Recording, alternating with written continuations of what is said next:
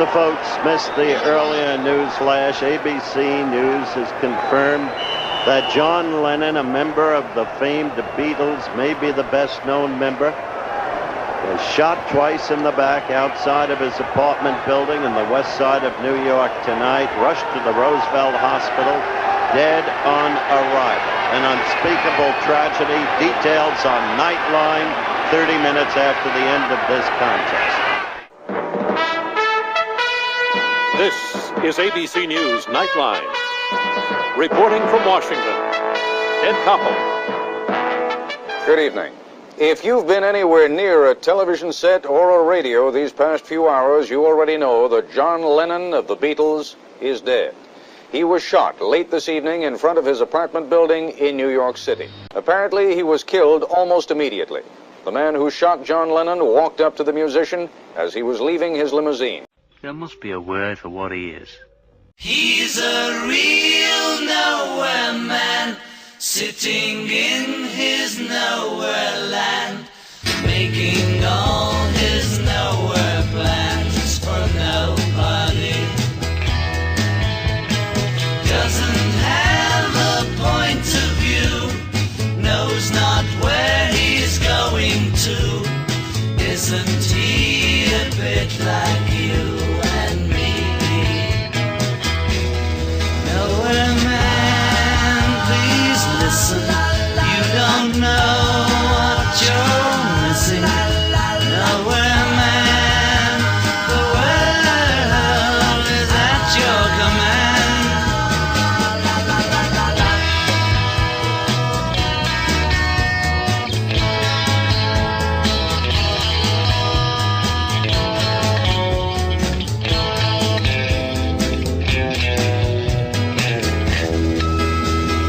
He's as blind as he can be, just sees what he wants to see. Nowhere man, can you see me at all? Nowhere man, don't worry, take your time, don't hurry, leave it all till somebody else lends you a hand. Doesn't have a point of view, knows not where he's going to. Isn't he a bit like you and me? Nowhere man, please listen. You don't know what you're missing. Nowhere man, the world is at your command. He's a real nowhere man, sitting in his nowhere land, making all his nowhere plans for nobody. Making all his nowhere plans for nobody.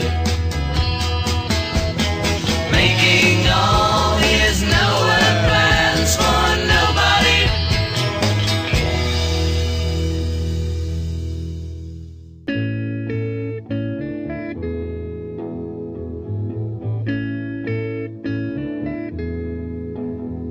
There are places I remember all my life, though some have changed, some forever, not for better.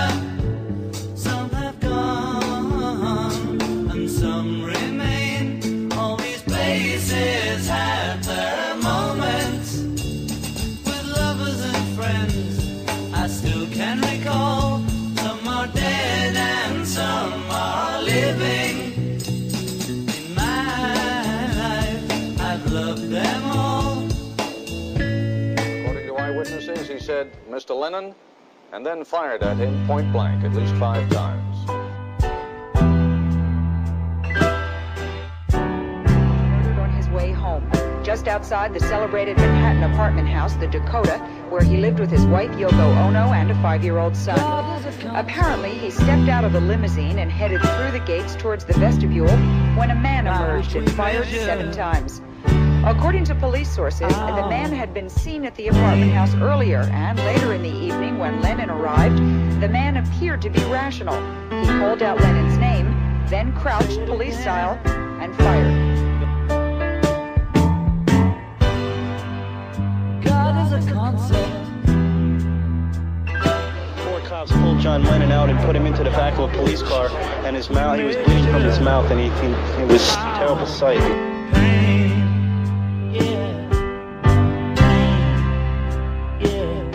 John Lennon's body was immediately rushed in a police car here to Roosevelt Hospital, just 13 blocks away from his apartment in Upper Manhattan. He was dead on arrival. They tried resuscitation and they tried transfusions, but nothing worked. He had multiple gunshot wounds in his chest, in his left arm, and in his back. How many shots are we talking about? There were 7 wounds in his body. 7 bullets? I don't know exactly how many bullets there were. There were 7 wounds. How extensive was the damage, Doctor? There was a significant injury of the major vessels inside the chest, which caused a massive amount of blood loss, which probably resulted in his death. Numbers in the RIN 4990473, Contra Costa 9328585. We'll try and answer as many questions of yours as we can. We also have an address that we will be giving out in just a couple of minutes.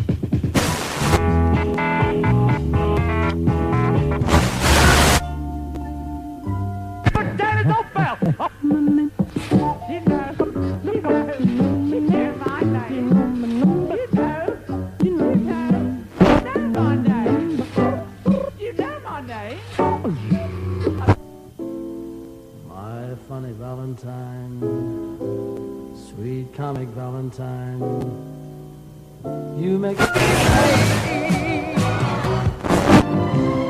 call me yesterday.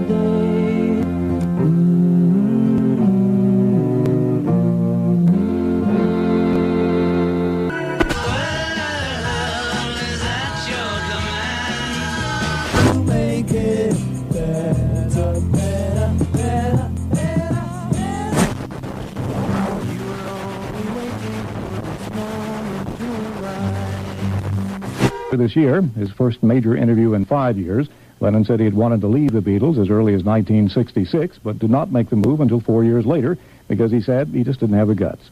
After the Beatles broke up in 1970, Lennon continued writing songs and recording, but in 1975 he dropped out for 5 years, saying he wanted to be with his son Sean and his wife.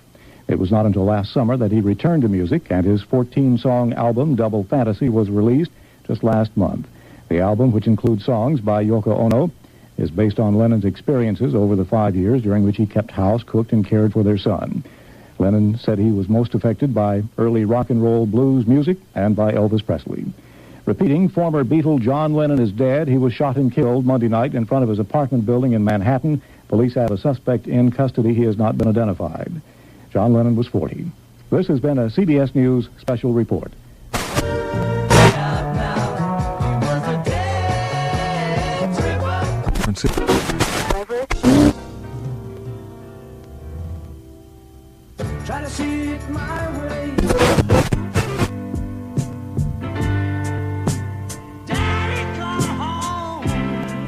7-3.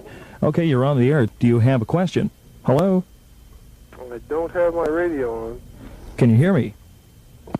Can you hear me now? Yeah, I can hear you now. Okay, do you have a question? I have a few comments. Okay.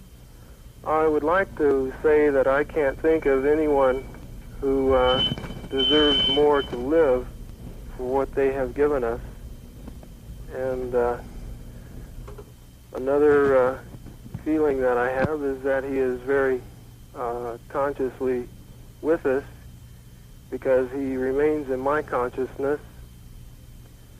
I would also like to encourage the news media to never publish the name of the man who assassinated him.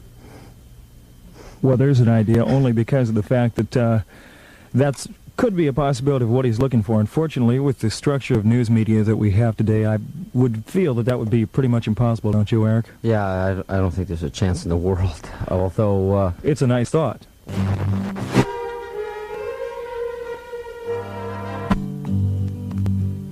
singing in the dead of night.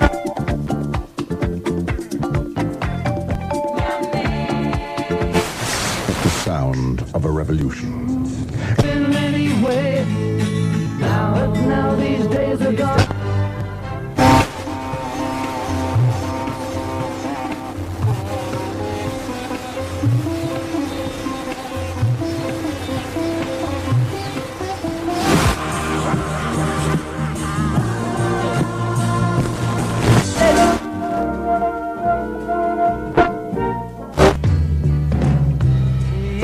Army had just won the war.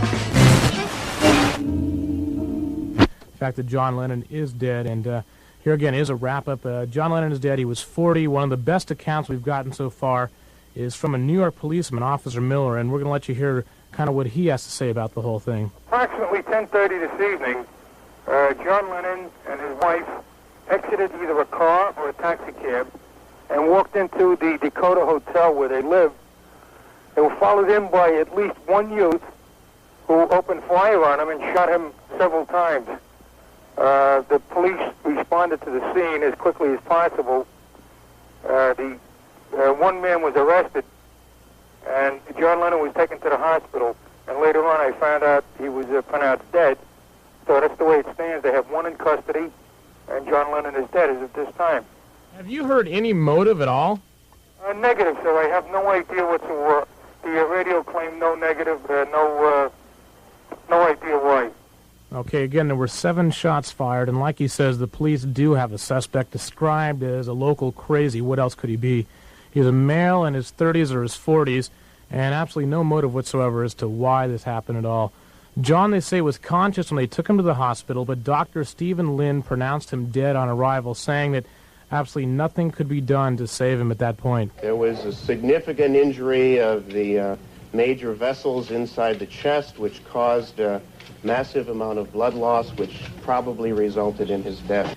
Okay, and again, I like to say this is a bit of a tribute to John. We have a few things. Just in Playboy, he had an interview. I don't know if you've read it or not. He mentioned a few things about death, and I'd like to read a couple things to you. It may help deal with it. Again, they asked him, what about death? About Rust Never Sleeps Away, Neil Young's thing about how it's better to burn out than to fade away. What did he say? I hate it. He said it's better to fade away like an old soldier than to burn out. I don't appreciate worship of dead, and Sid Vicious, or of dead James Dean, or of dead John Wayne. It's the same thing, making Sid Vicious a hero. Jim Morrison is garbage to me. I worship the people who survive. Basically, he doesn't want to be worshipped. He wants to be remembered. And I think that's about it. And, of course, everyone is taking this tragedy with shock and disbelief, but none harder probably than Yoko Ono, John's wife, who was said to be back at the Dakota Hotel in a state of shock. Of course, she was with John until the end. And also at the Dakota, it appears an impromptu memorial is being staged right now. There's hundreds of Beatles fans outside mourning. They'll probably be out all night. And while still just a few feet away, they say, is the puddle of blood left from the attack. I guess it's kind of just a reminder of the sickness of any violence, especially as senseless as this.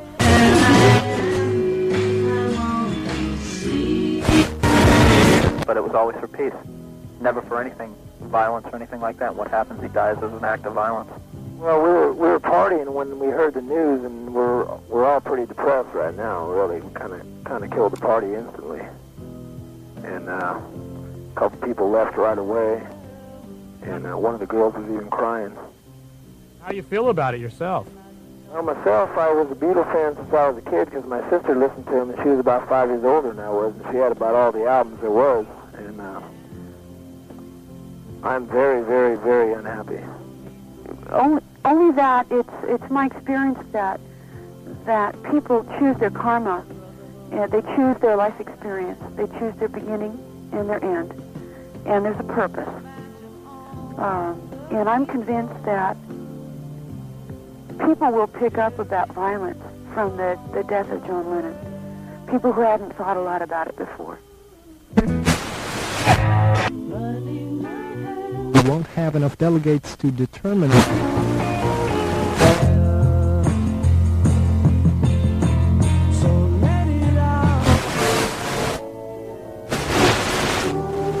But Hellman, we will continue to be so for some time on this evening that, well, I hate to coin a phrase, but it's certainly living in infamy in rock and roll. It's being called by, Eric coined it earlier this evening, the first rock and roll assassination. Call it what you will, but it is indeed a tragedy.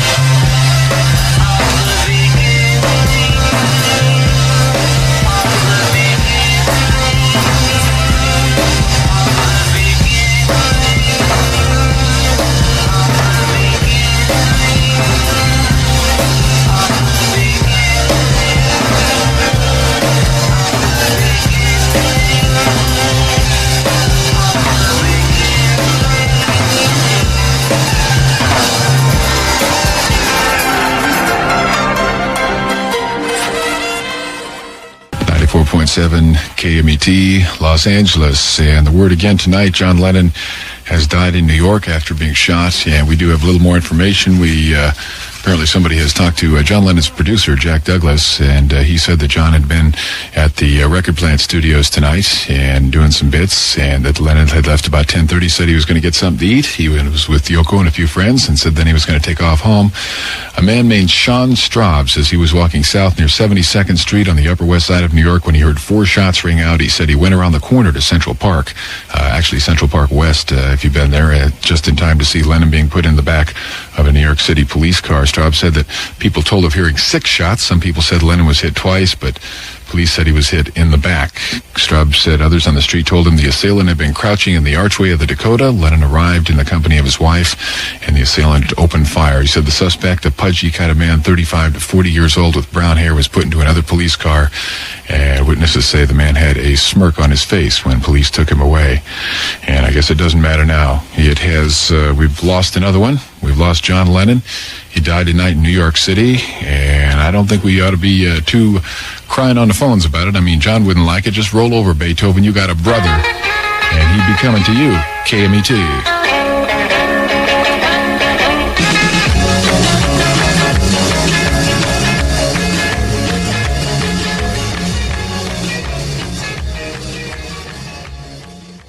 What do you do if somebody comes at you with aggression? I'd run. I might try and talk to him as I was running. Oh, peace, brother, peace. You know, but I'd believe in run away and live to fight another day. Dream is over.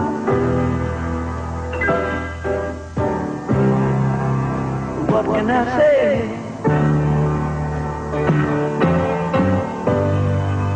The dream is over.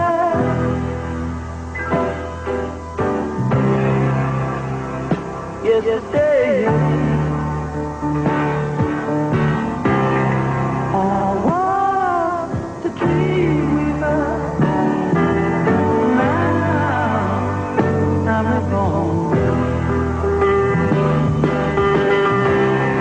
I was the woman, but now I'm John. And so, dear friend, we'll just have to carry on. The dream is over.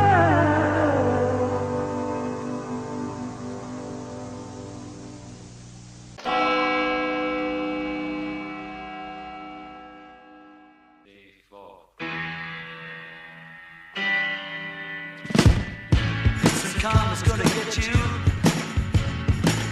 gonna knock you right on the head. You better get yourself together. Pretty soon you're gonna be dead. What in the world you thinking now? Laughing in the face of love. What on earth you trying to do? It's up to you. Yeah, you. Some karma's gonna get you. Gonna look you right in the face. Better get yourself together, darling. Join the human race. How in the world you gonna see? Laughing at fools like me. Who on earth do you think you are? A superstar? Well, right you are. Where we all shine on. Like the moon and the stars and the sun. Where we all shine on. Everyone, come on. If some karma's gonna get you, gonna knock you off your feet. Better recognize your brothers. Everyone you meet. Why in the world are we here? Surely not to live in pain and fear. Why on earth are you there? When you're everywhere, come and get your share. Where we all shine on. Like the moon and the stars and the sun. Yeah, we all shine on. Come on and on and on and on. Yeah, yeah. All right.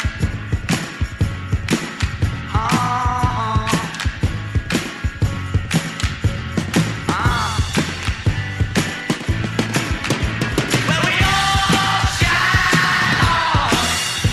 Like the moon and the stars and the sun. Yeah, we all shine on. On and on and on and on. Where we all shine on.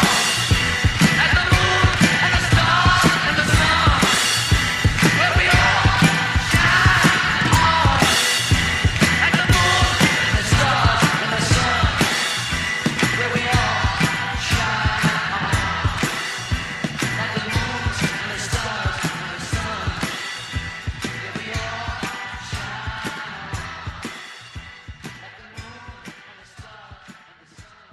Ted, what we know about the suspect at this time is, first of all, his identity, 25-year-old Mark David Chapman. He comes from Hawaii. Police tell me he's been in the New York area about a week and began to hang around the Dakota apartment over the weekend asking about John Lennon. He apparently ran into him for the first time this evening about 5 o'clock, asking Lennon for his autograph. Lennon gave it to him on the jacket cover of a record. Lennon went off to a recording session, and we are told that Chapman remained at the hotel until Mr. Lennon returned about 11 o'clock this evening. Police officials describe what happened this way. They say that Chapman came up from behind, yelled out Mr. Lennon's name, and emptied a .38 revolver. There were at least 5 shots spent. There were 7 gunshot wounds, 3, considering both entrance and exit wounds. The worst damage came from the chest wounds. Lennon shouted that, "I know I've been shot." He stumbled up several steps into the Dakota and collapsed inside in an office area and was taken immediately to Roosevelt Hospital, where we are told he was dead on arrival. He, along with Paul McCartney, were the real cornerstones of the Beatles, creators of an evolution in rock music. They were the heirs to Elvis Presley, the forerunners of everything that's followed, whether it's punk music or the mellow sound of rock and roll. Now, in the music business, it's very, very unusual for any group or any single individual to command the public's attention for more than just a little while. It's testimony to the greatness of the Beatles and to the 4 fellows who made up the group that fully 11 years after their last album, they still command the respect, the attention, and the airplay from the music professionals and from the people who love rock and roll. Don't believe in Jesus. I don't believe in Kennedy. I don't believe in brother. I don't believe in mantra. Perhaps the most important ensemble in recent music history. During the early 70s, the Beatles, like the country, went through incredible individual changes. John and Paul had both decided to go it on their own. The decision, which was based on real personal as well as the professional considerations, shocked millions of us. How could it happen? The Beatles. Everyone should relax, was the general feeling. The Beatles are just too important. They have to be that. But the public, all of us, were underestimating their resolve. Just as they had captured and commanded a fantastic audience with the group. Just believe in me. Yoko and me. That's reality. The dream is over.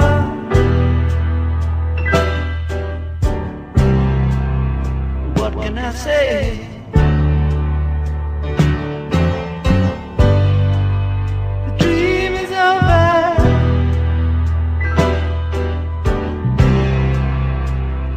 Yesterday, I was the dream weaver, and now I'm reborn.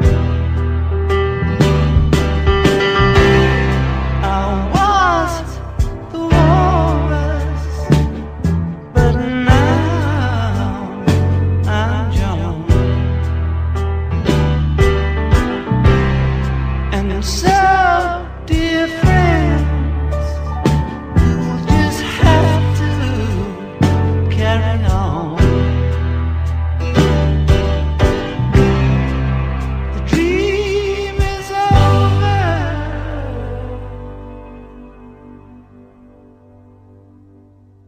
This is KMET Los Angeles. Paraquat is here. He has got a late breaking report. We are getting that together now. And we will bring that to you in just a few moments. Until then, until we get this further information, I would just like to state for this next set that above all of the political concepts that he stood for, above all of the bed-ins for peace, the protests against the war, the women's rights movement, all of the many things that John Lennon helped to enlighten us to, helped to hip us to, helped to get us to think about, argue about, disagree with him about, agree with him about. All of those things that he stirred up in us, and all of the emotions and the thoughts and the many discussions over the many joints in front of the many fireplaces around the world, and all the bowls of hash that were smoked while discussing these concepts. it all came down to one very simple word. And if we have learned anything from the man, anything, and if his death is to mean anything at all, then we must remember this word.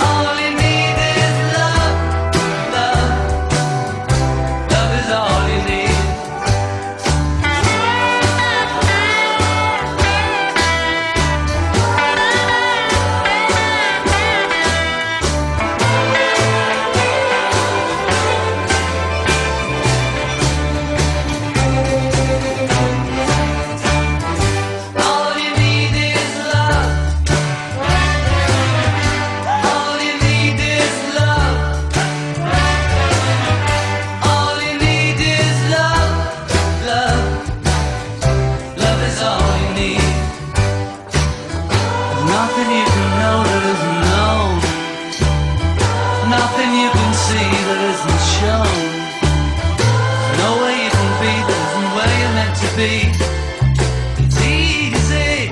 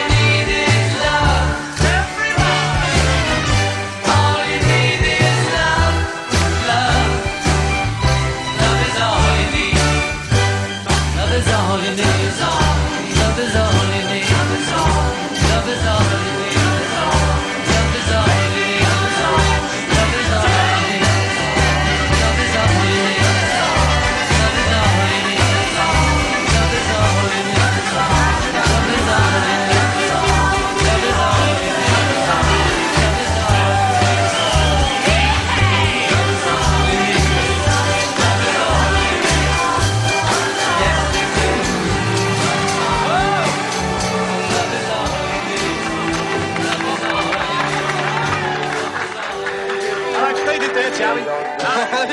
Thanks, Senator. Okay, put the red light off. And this is Johnny Rhythm just saying good night to you all, and God bless you.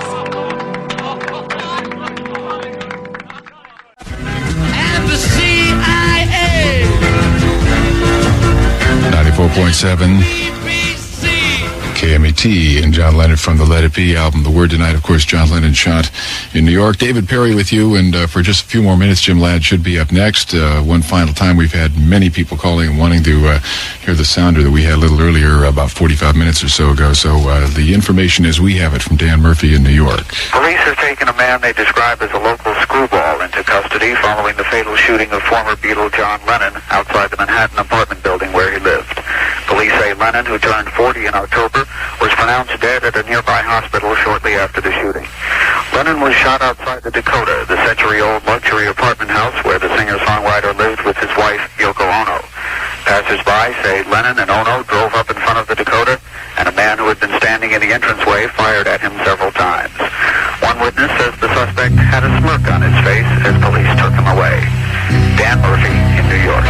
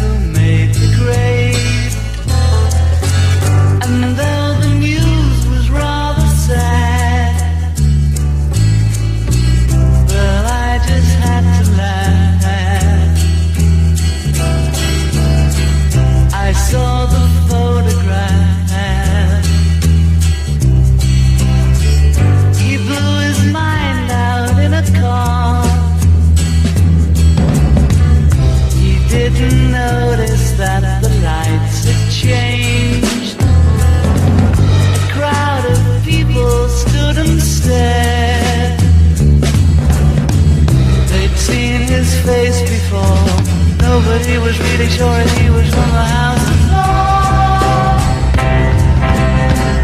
I saw a film today, oh boy.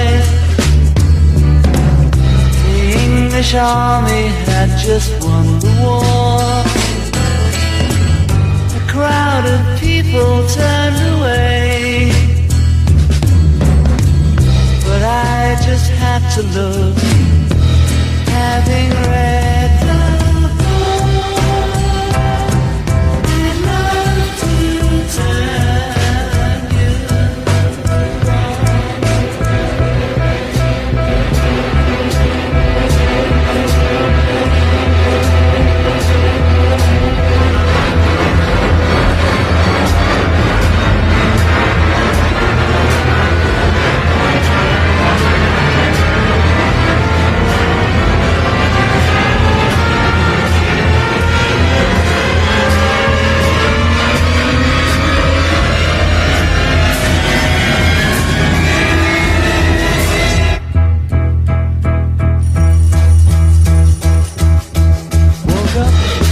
out of bed, dragged a comb across my head, found the way downstairs and drank a cup, and looking up I noticed I was late. Found my coat and grabbed my hat, made the bus in seconds flat. Found my way upstairs and had a smoke, and somebody spoke and I went into a dream. I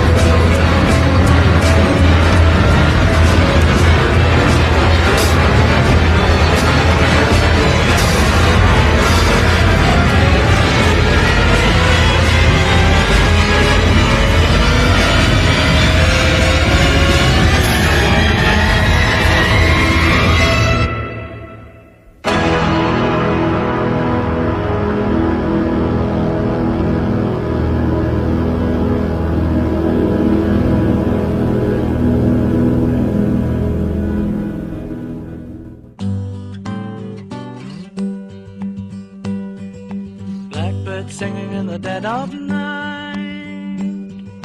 Take these broken wings and learn to fly.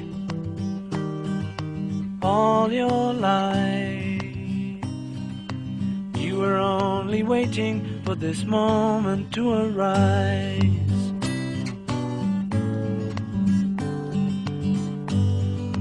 Blackbird singing in the dead of night. Take these sunken eyes and learn to see. All your life, you were only waiting for this moment to be free. Blackbird fly, blackbird fly, into the light of a dark black night.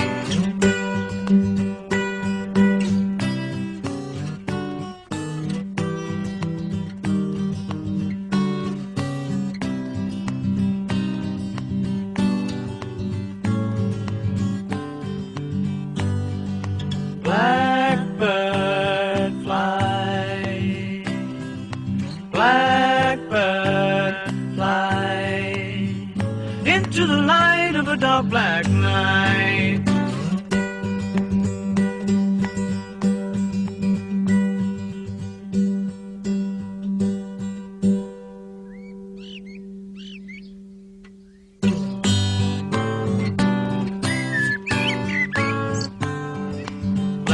Singing in the dead of night. Take these broken wings and learn to fly.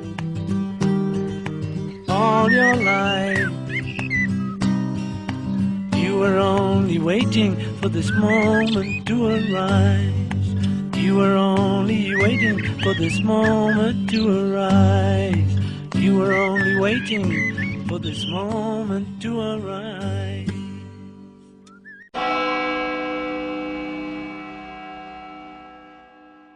The bad news is John Lennon is dead. What could you tell us right from the very beginning so we can bring everybody up to date exactly what happened here? Well, basically what we know is that John Lennon was at a studio here in New York mixing what we believe was going to be a new single, or it was mixing some sort of sound, and he told his producer, Jack Douglas, he left the studio at 10:30 and said he was just going to grab a bite to eat and then go home.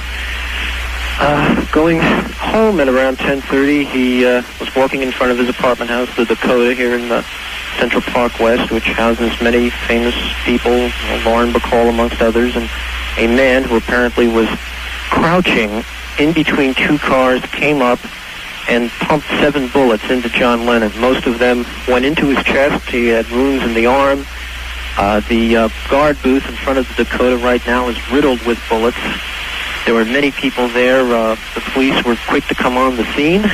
They rushed John Lennon to St. Luke's Roosevelt Hospital here in New York, where, unfortunately, on the way to the hospital, John Lennon died. Do the police give you any information on the gentleman? He was described, out here anyway, to us as a local neighborhood lunatic. What can you tell us about this individual? Is there... Got it. A local screwball is what the police, the quote from the police.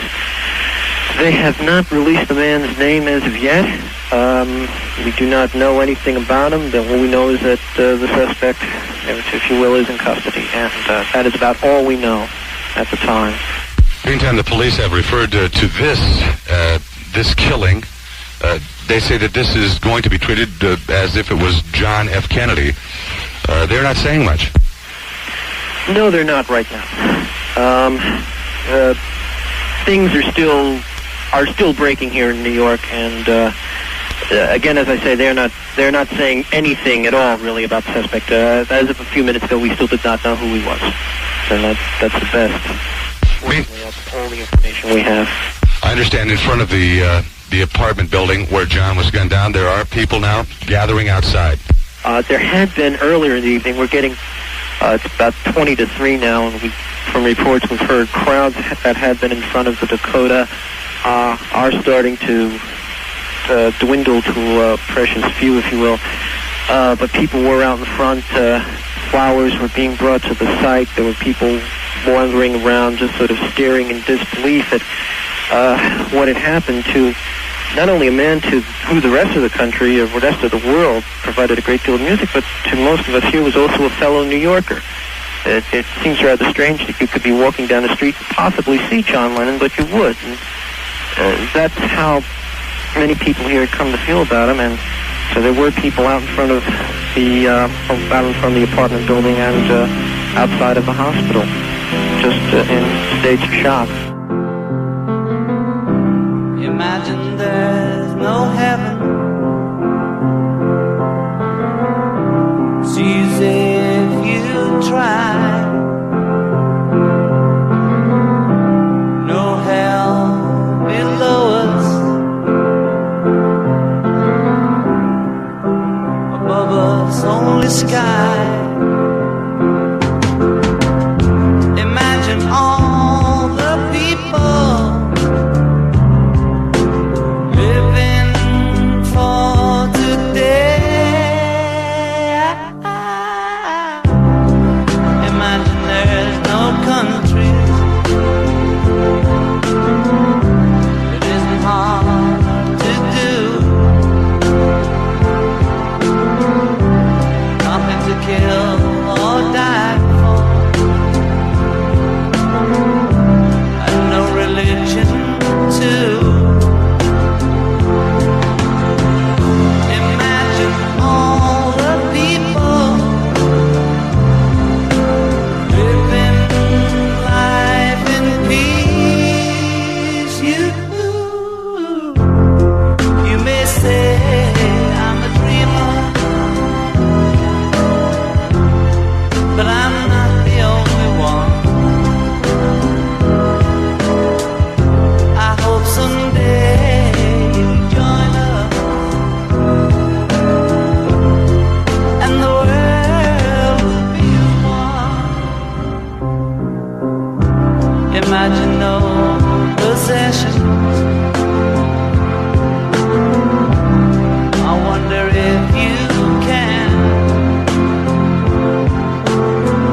No need for greed or hunger, or brotherhood of man. Imagine all the people sharing all the world. You may say I'm a dreamer, but I'm not the only one. I hope someday you'll join us, and the world will live as one. John Lennon was brought to the emergency room at the Roosevelt site, St. Luke's Roosevelt Hospital, this evening, shortly before 11 p.m. He was dead on arrival. And as soon as the word of the shooting was out, carried by radio stations across the city, his admirers started to gather. Their reaction was one of disbelief. He's not dead. They're just saying that. The doctor just announced it? Yes, but I don't care. They're just saying that to get people to leave. He's not dead. John Lennon can't be dead. What would you think if I started counting you?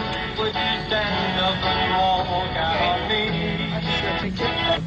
Lend me your ears and I'll sing you a song, and I'll try not to sing out of key. Oh, I can buy some help from my friends. I can hire some help from my friends. John Lennon's friends included a Paul McCartney lookalike. It froze me. I came last night for basically my own reasons to show support for whatever. It wasn't really morbid curiosity. This morning, I think I was here curious to see how everyone else reacted. Symbolized hope, a new life, a new beginning. He was a great man. The vigil has gone on all day, quietly for the most part, for many of the mourners are literally speechless with grief. But the crowds just won't go away. This is Martin Bell in New York. During the decade that they were together, the Beatles had bigger record sales than any other musical act. And Bill Hamilton looks back on a success story that has now come to a tragic end. Even as a schoolboy, John Lennon lived for music. At first it was skiffle. Then came concerts at a dingy basement club in Liverpool. By the late 50s, the nucleus of the Beatles was established. But at that stage, they were singing other people's songs. Oh, ain't she sweet? We'll see you walking down that street. Yes, Within 2 years of Brian Epstein taking over as their manager, a new phenomenon was sweeping across the country. Beatlemania.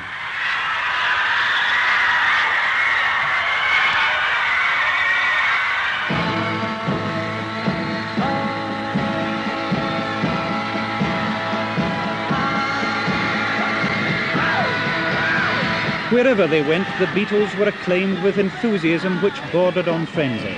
And the driving force behind them was songwriter and rhythm guitarist John Lennon.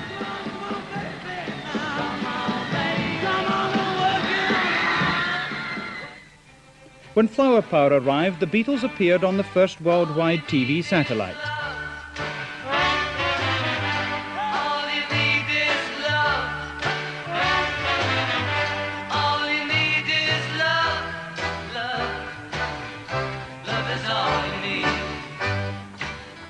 Lennon began his second marriage by spending his entire honeymoon with Yoko Ono in bed as a public demonstration against violence.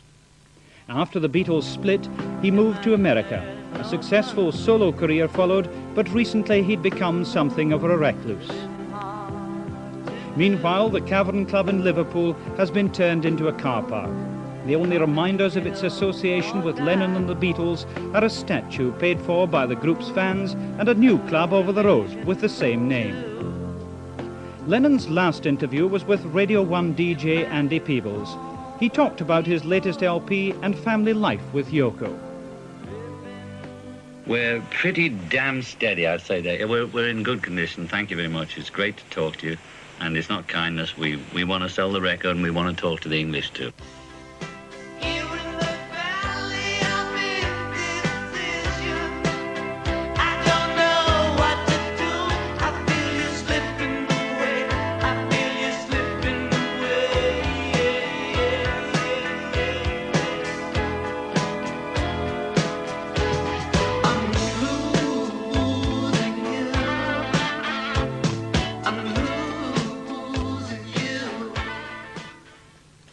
John Lennon, who was murdered last night.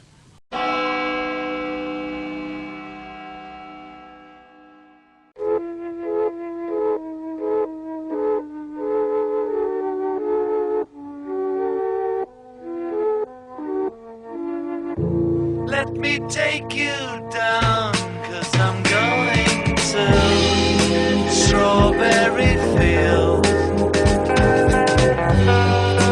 Nothing is real, and nothing to get hung about. Strawberry Fields forever. Living is easy with eyes closed. Misunderstanding all you see.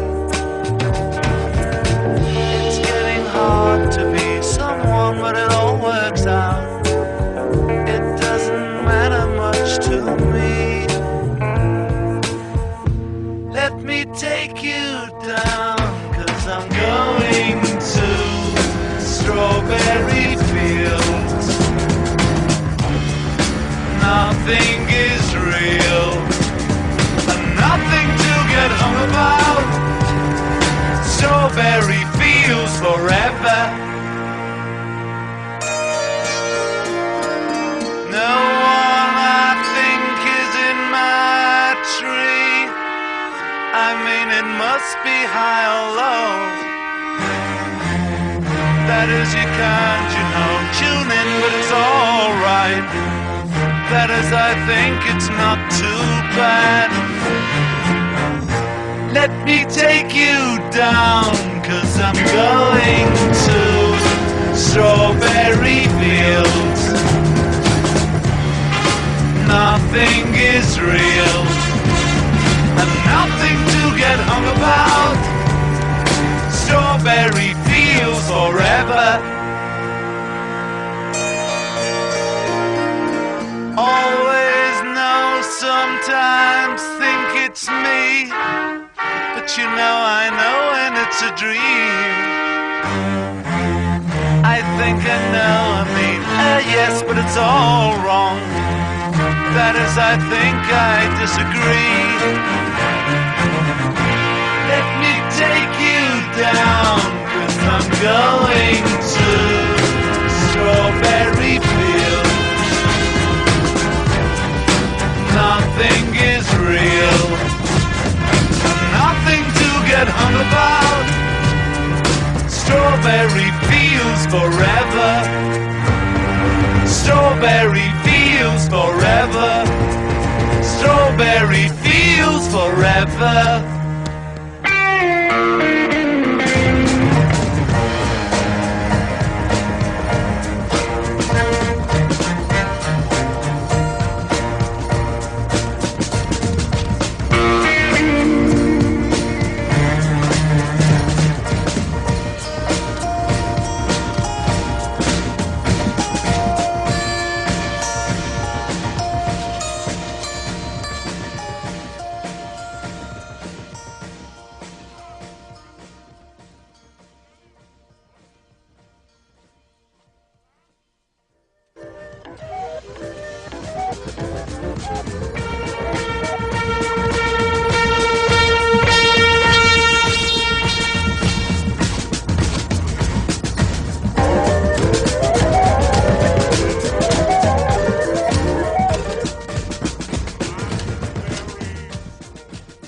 Anger at John Lennon's murder was expressed by George Martin, who worked with him as producer of most of the Beatles records.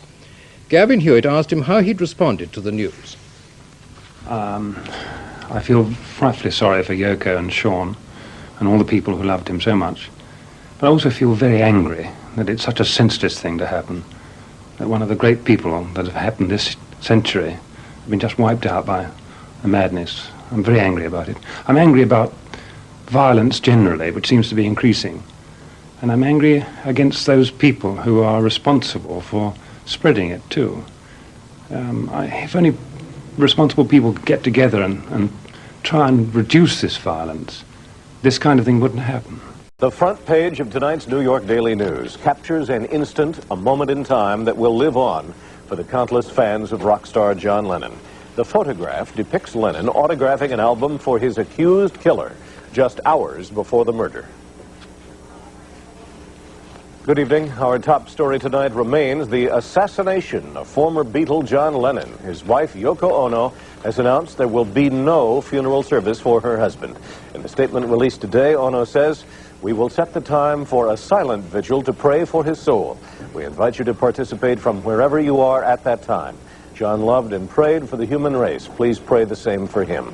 Our coverage on Lennon's death starts tonight with a report from Phil Walters in New York. Despite the steady rain here, the vigil continues.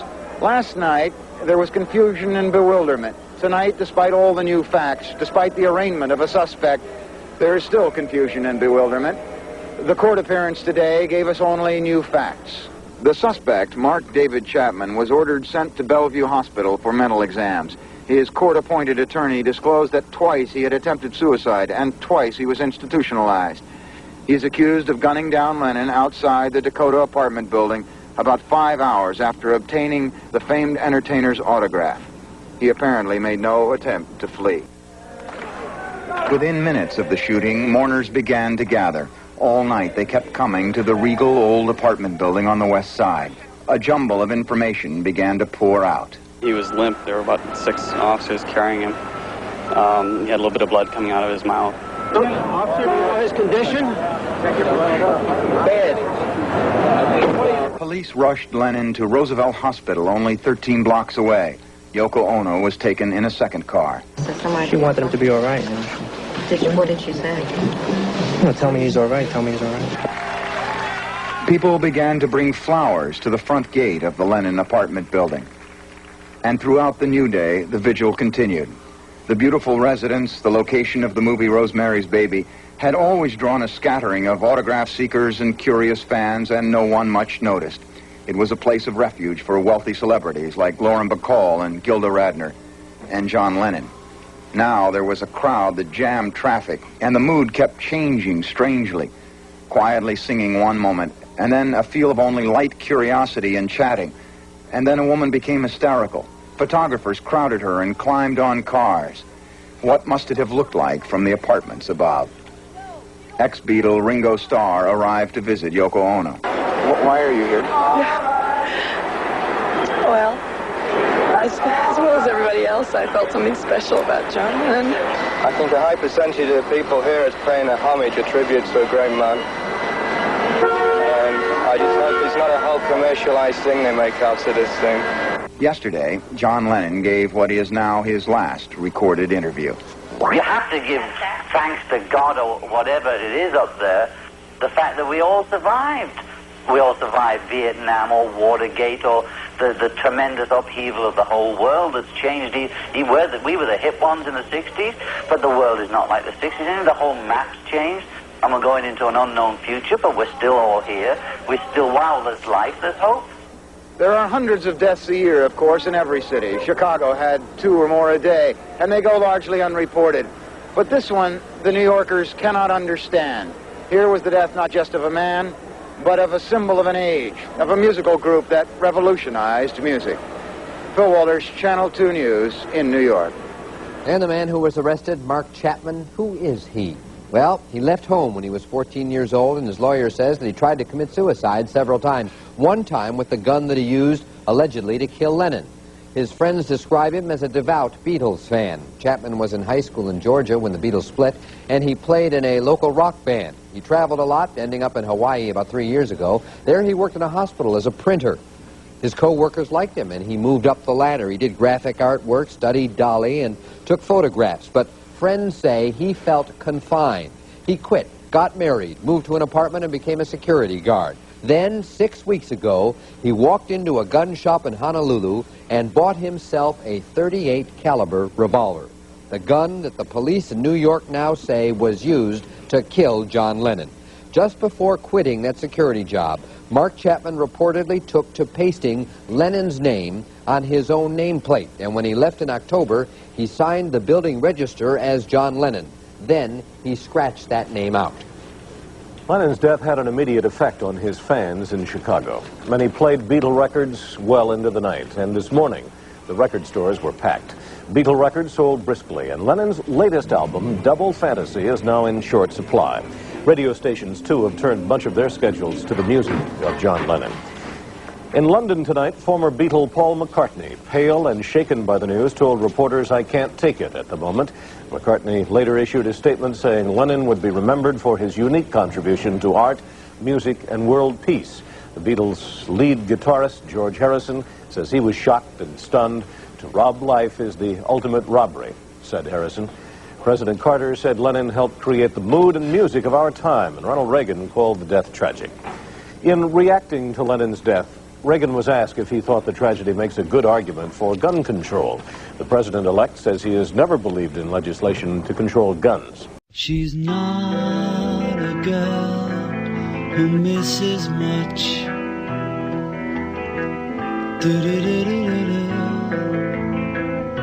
Oh yeah.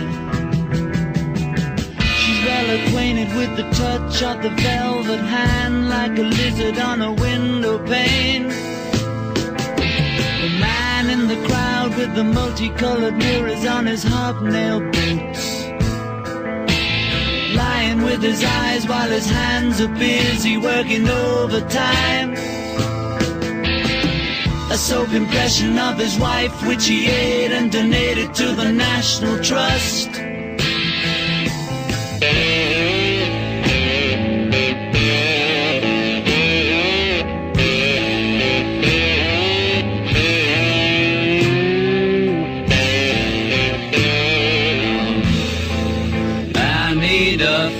Cause I'm going down to the bits that I left uptown. I need a fix cause I'm going down. Superior jumped the gun. Mother Superior jumped the gun. Mother Superior jumped the gun. Mother Superior jumped the gun. Mother Superior jumped the gun. Mother Superior jumped the gun. Happiness is a warm gun. Happiness is a warm gun, mama. When I hold you in my arms and I feel my finger on your trigger, I know nobody can do me no harm because it's a warm gun, mama. Happiness is a warm gun, yes it is. Happiness is a warm, yes it is.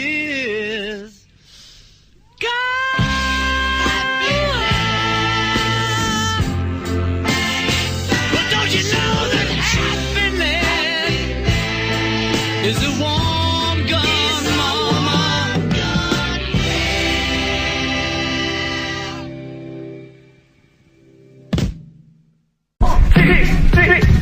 Your honor, 24/7 for a decade, distant hand.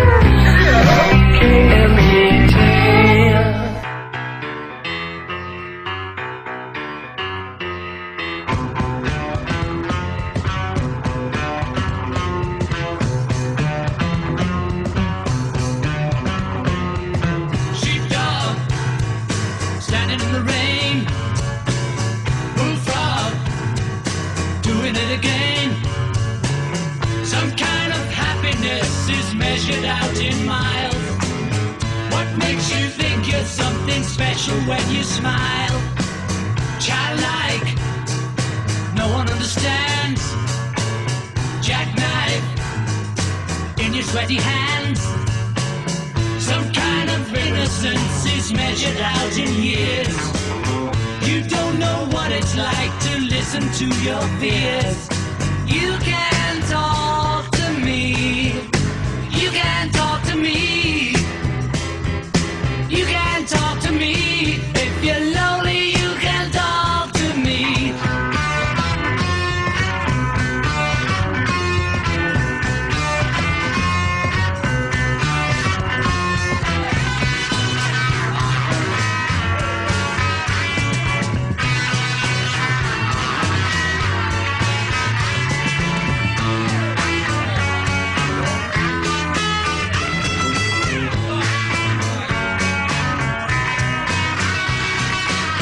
Big man, walking in the park. Wigwam, frightened of the dark. Some kind of solitude is measured out in you. You think you know me, but you haven't got a clue. You can talk to me. You can talk to me. You can talk to me. If you're lonely, you can talk to me. Hey.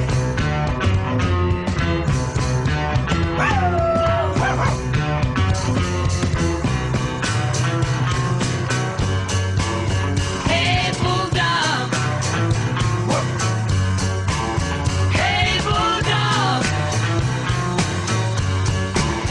Hey, bulldog.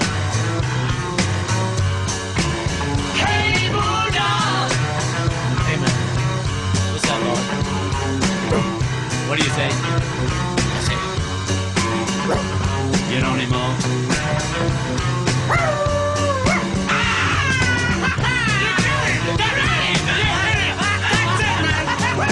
That's it! You got him! Look at me, man! I only have 10 children! Quiet, boy, quiet! Hey, quiet!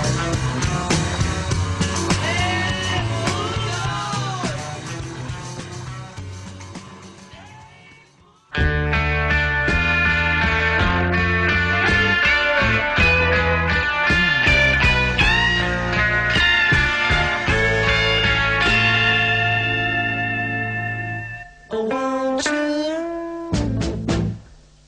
Oh, won't you so bad? Oh, won't you? Oh, won't you so bad? It's driving me mad, it's driving me mad.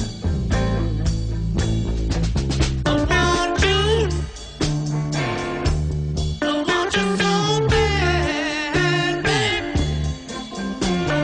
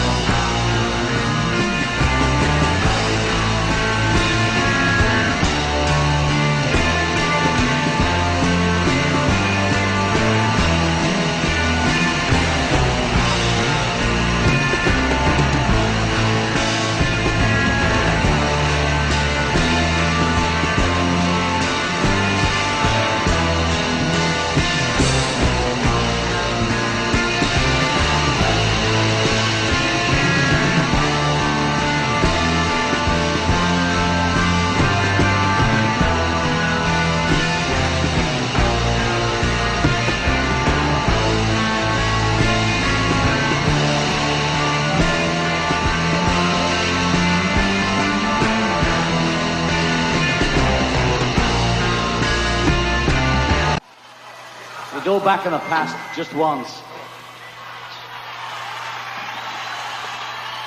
You might remember this better than I do, actually. Okay, something about a flat top, that's all I know. 1, 2, 3, 4.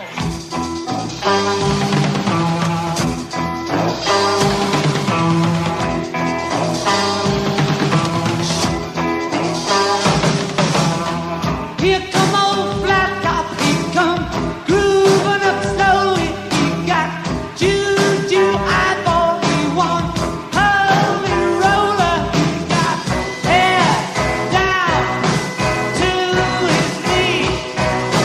Got to be a joker 'cause he's so hard to please. Shoot.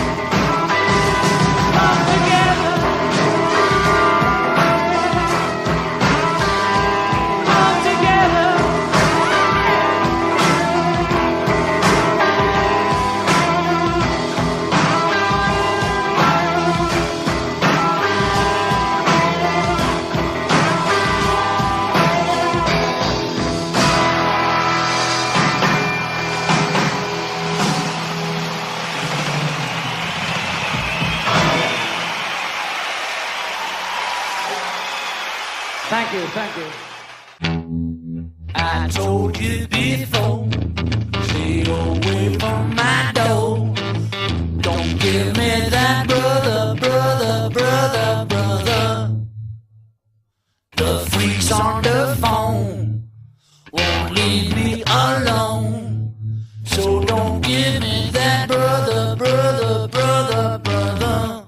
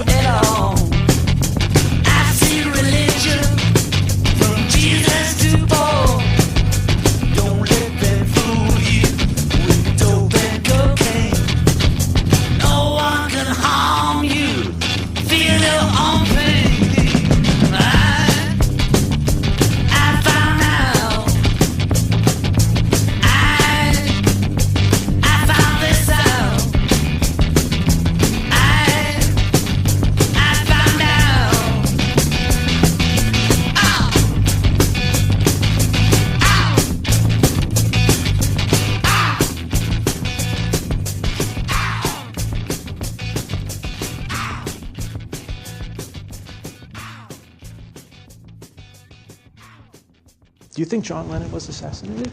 I don't know. If he, as I said earlier, if he wasn't, they did a hell of a job. If they did, I mean, they got rid of so many great ones, and if they didn't do it purposely, they might as well have, because I mean, if Mark Chapman was a dupe like Lee Harvey Oswald was, you know, he's perfect for the role, and he was about to start to talk, John. He was about to start to become active. It's the perfect time to get rid of him. It's certainly a probability. I'm sick and tired of hearing things from uptight, short-sighted, narrow-minded hypocrites. All I want is the truth. Just give me some truth. I've had enough of reading things by neurotic, psychotic, pig-headed politicians. All I want is the truth. Just give me some truth. No short head, yellow belly, son of tricky dick is gonna mother Hubbard's up, so me but just a pocket full of hope. Money for dough, money for road.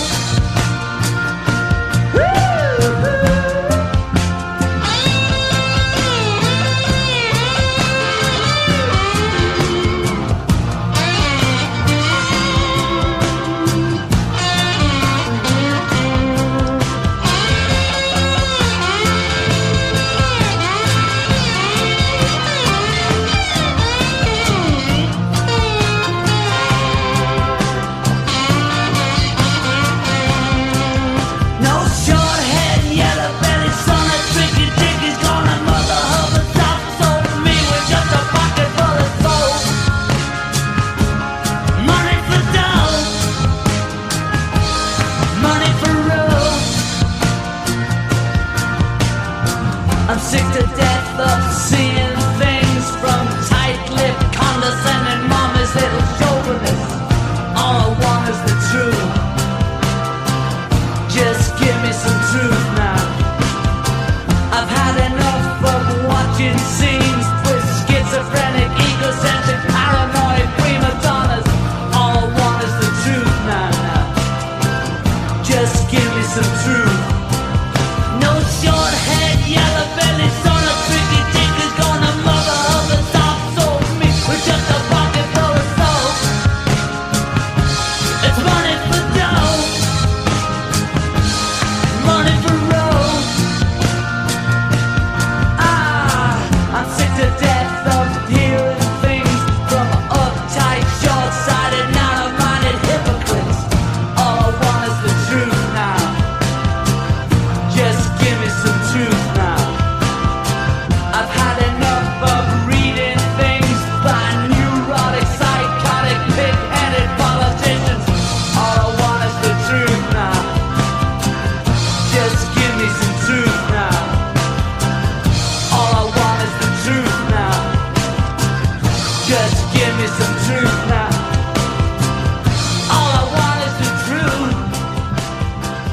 Just give me some truth. All I want is the truth. Just give me some truth. Have the immigration authorities offered any reason as to why you should be denied a visa? Because I'm a naughty drug fiend. What is the purpose of your visit to Canada? To promote peace and try and get in the States. What advice would you give to the youth of the world today, John? I'd say that you're going to be the next establishment, and you've got to be able to run it, and you've got to be able to run it not like they ran it, and don't smash it down. And the ones that aren't interested in revolution and changing it, they better get interested, because it's their responsibility. All wars are manifestations of man's evil or violence, and we're saying to the youth, you've got to do something about it, but it's no use trying to fight them with knives and bottles, because you won't get anywhere. And you are the establishment, or you will be any day now. So you just got to be able to run it, and run it different from them. Power to the people. Power to the people. Power to the people. Power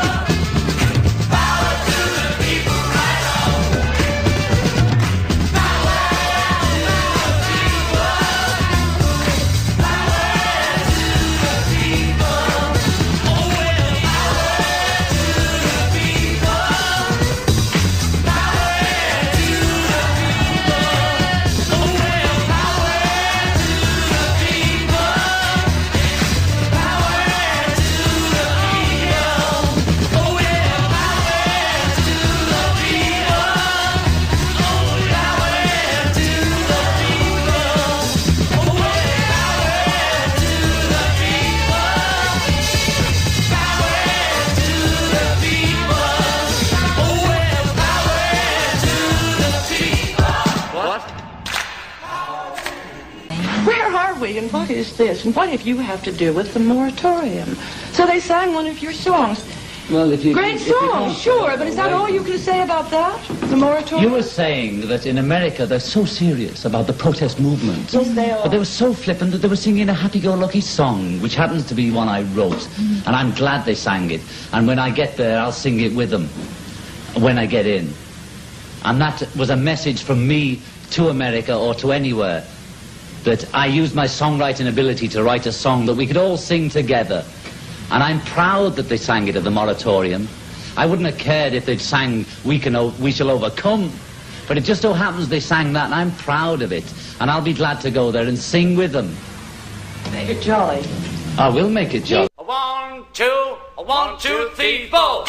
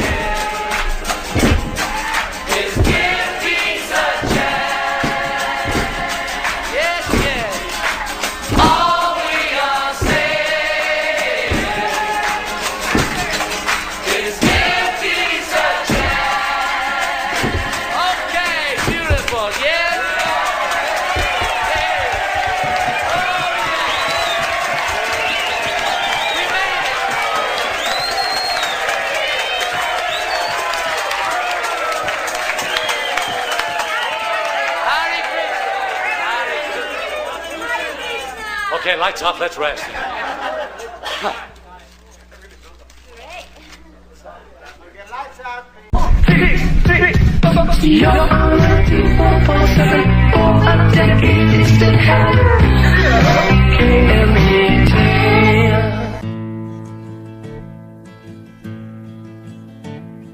As soon as you're born, they make you feel small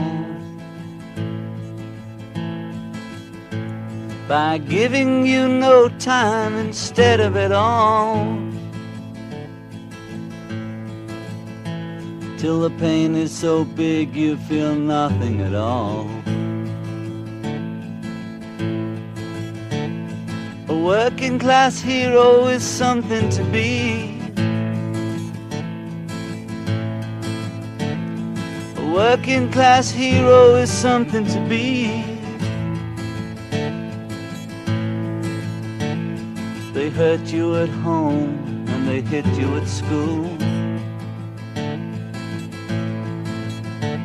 They hate you if you're clever and they despise a fool,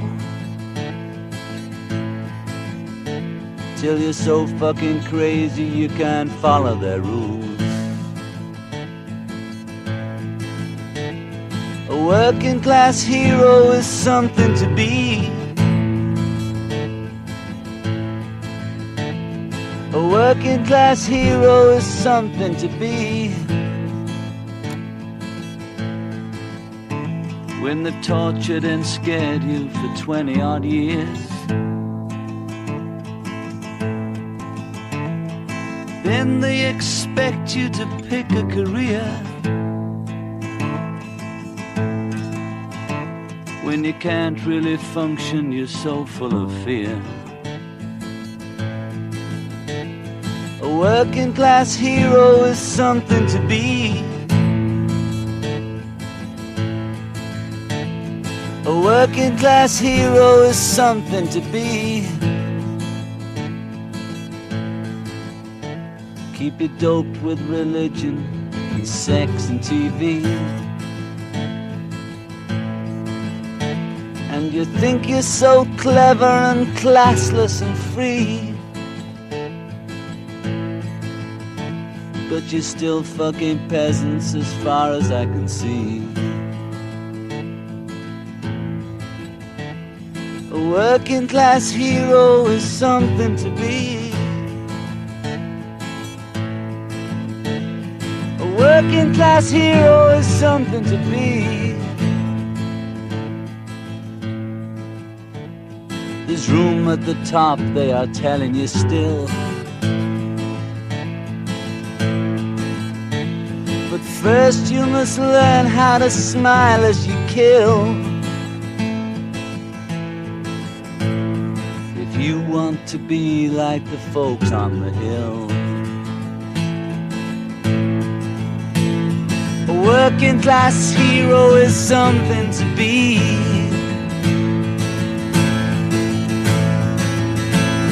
A working class hero is something to be.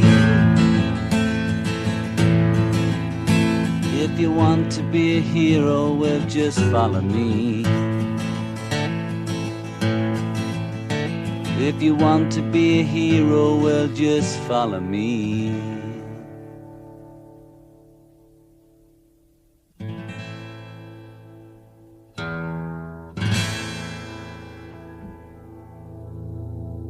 Started as unknowns in Liverpool. John Cochran reports from the country which produced the Beatles.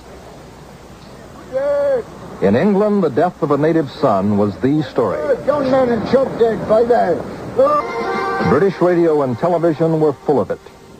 John Lennon is dead, shot several times by a young American. There were interviews with people who knew John Lennon, including his high school headmaster, who recalled that he was a problem student. Despite this being intractable, did you like him? I was certainly very interested in him. To me, of course, he was an acute problem to all my colleagues. The Cavern was the raunchy Liverpool club where the Beatles really got started. The old club was torn down and replaced by one that is just as seedy.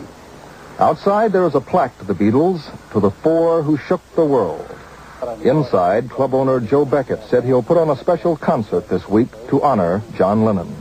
Do the young people who come here now, do they still remember the Beatles, or the Beatles' ancient history to them?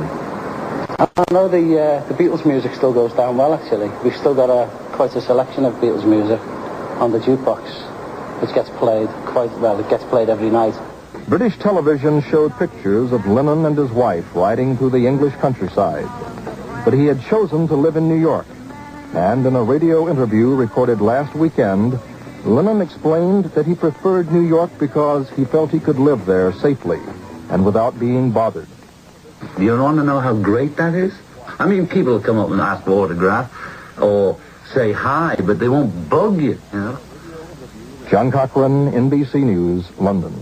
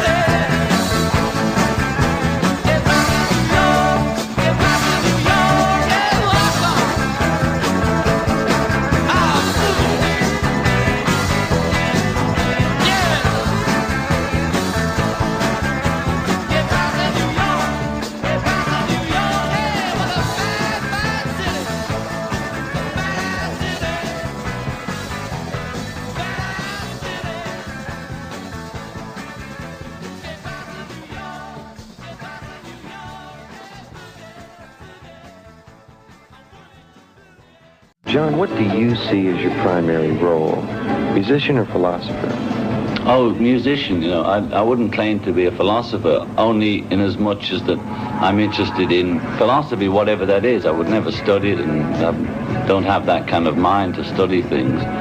But I pick at all the philosophies that are around, whether it comes out of a Stones record or out of some old Indian proverb book. You know, if it says it, it says it, and that's philosophy. And I mainly consider myself a musician, brackets, artist brackets, which I think it's all the same kind of game. And artists are a kind of mirror of society, and they're not some luxury for society, although that's the way most musicians, quotes, artists, actors, etc. are treated, as a kind of peripheral icing on the cake of life. But I don't believe that. And I think it's important what we do, and we have to keep telling ourselves that. Because the artistic life is the life where the artist gets up in the morning and he doesn't go to the office. So therefore he has time to look at life, while the other people, a lot of other people, have time to think or look at what's going on because they're busy doing it, which is cool, you know, and if they can do it, that's fine. Whereas the artist almost sits back from society and looks at it and draws a picture of it and says, hey, this is what I saw today, you know. And when the non-artist has time to look at it, sometimes they don't like what they see. Say, I don't look like that. You know, it's when people first hear their voice on a tape recorder or first see the photographs of themselves. They say, do I look like that? Do I sound like that? And an artist is like a tape recorder or a camera. It says, yes, this is you know, and deal with it. It's amazing, but still my biggest kick is making the music, you know.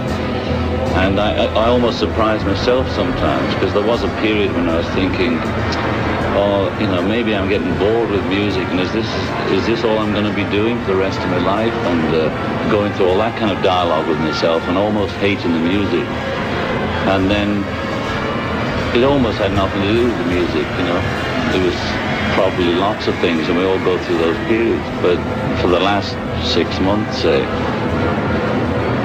my biggest buzz is still writing those songs and trying to make them to say exactly what I want to say or express whatever it is, and recording them. And I still get my rocks off like that. And then sometimes I look at myself and say, well, look, I was 34 yesterday. You're not supposed to do this. But then, you know, one voice says and the other voice says, oh, don't be dumb, you know. You see great artists like B.B. King or, you know, some of the old blues guys, Ray Charles and some of the blues guys, you know, I see them performing and really getting their rock up, and still, I think, no harm, there it is, that's what you wanted to do, and you'll probably be doing it all your life. I hear it over the radio, John Lennon has been deported in 30 days. So I was getting pretty depressed about it, because it's something that won't go away. You know, after being hassled for so long by this country, I'm really interested to know, what is it about America that makes you want to stay here so bad? I think, you know, if there's any hope in the world, that America's it. However, you know, however much bad side it has, like it's only like human beings, you know, we're not saints. And if there's anything cooking or any hope in the world, America has it, and it has the energy and everything else, and that's why I want to be here. I feel comfortable here. Luckily, I speak the same language almost, so I really feel at home here. I never really felt a stranger. You know, the music is international. That's another cliche, but it's true. And American music was what I was brought up on. It feels quite natural for me to be here, and the only unnatural happening is them keep telling me to leave. You know, there's a lot of folks in this country who I think would do something to help you right now if they only knew what to do. Well, how much can the public do? It's confusing for them to follow what's going on as it is, because like a cab driver will say, hey, John, you still here? I thought they threw you out, you know, or good luck with the fight. You know, they know something's going on, and they're probably more aware of it in New York because that's where it's all been going on. So if that kind of public, they support me, but the taxi cab driver's not going to write a letter to his congressman or something. But sort of spiritually, they support me because most comments to me are about that on the street, you know, from all age groups. And a lot of people have written to me or sent petitions to different places, and I appreciate it, and I thank them for it. And they usually ask me, what can we do? I think the best thing to do is write your congressman. What's your vision of the future at this point? For all of us, it's hard to see the future. I'm not a very good futurologist, you know. I believe that we get whatever we project. Somehow, I couldn't, you know, it's putting it very simply, but somehow I believe that. Example, somebody like Leonardo da Vinci projected that we would fly in machines or go under the water, and we did that. And I think a lot of the human race projected flying. So that's why I had always felt that projecting love and peace, even though we're all human and I get violent and not always peaceful, that's what I want. So I think if I project that, then we're going to get it. And when I get depressed about any hope for the future, whatever that means, and maybe it's never going to be different, it's always going to be like this, and, you know, that's what it is. You know, maybe we've got to settle for that. But if there's any change to be made, I think it has as much to do with attitude and projection of thoughts as it has with actually physically changing things. And if you get down to the nitty-gritty, it's another cliche. It's almost the old battle between good and evil, for want of better words. Because I know that, oh, there's no such thing as good, there's no such thing as evil. I don't want to go into all that philosophical games. But the fact is, it seems to be one against the other. And the game seems to be that it's going on anyway, but if you do not do anything about it in however slight a way, then one side or other gets a slight advantage. So even though it seems like one does something in vain, like want peace or say they want peace or whatever, and people say, well, you didn't get peace, John. You sang about peace, you never got it. So, yeah, not only my fault, but it wasn't good enough, you know. But I think what would have happened if we hadn't said that? All of us together, you know, not me, I'm just the guy that's singing the song to represent what's being said on the street.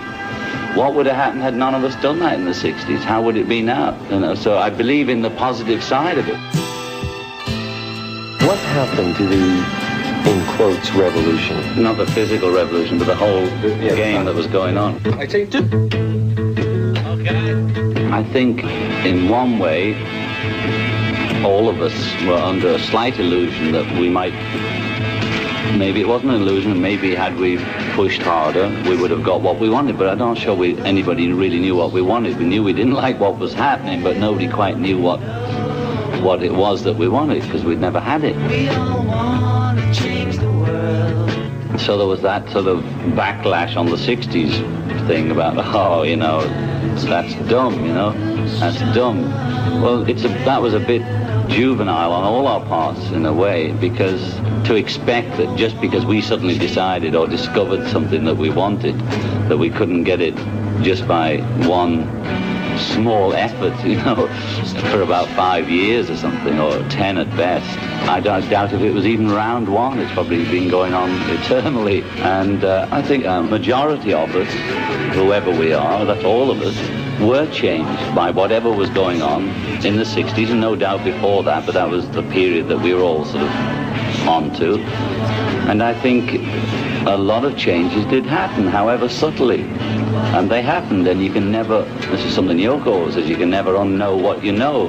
And we all know something, whatever it was that we found out or discovered for ourselves. Maybe every generation finds it and loses it, and it's up to them to decide what to do once they find out certain realities about life.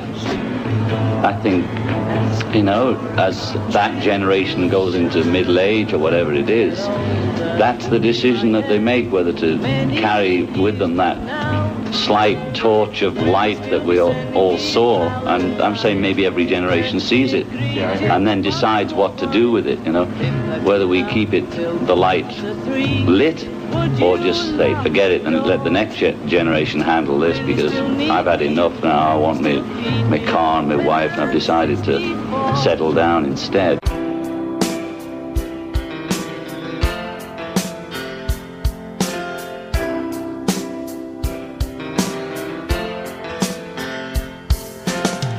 People say I'm crazy,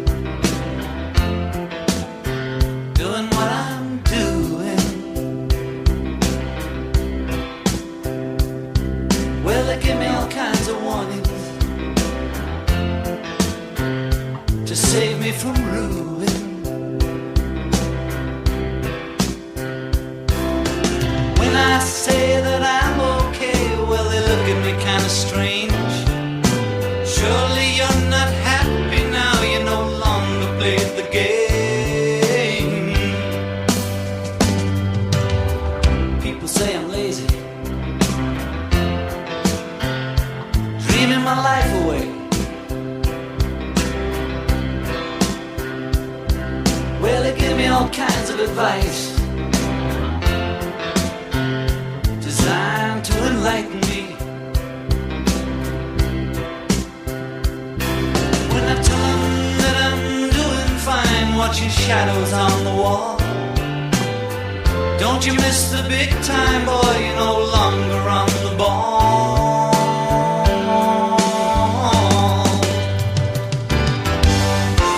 I'm just sitting here watching the wheels go round and round.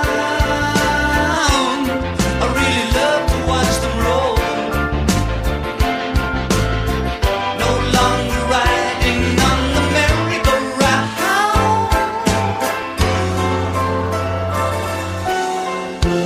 I just had to let it go.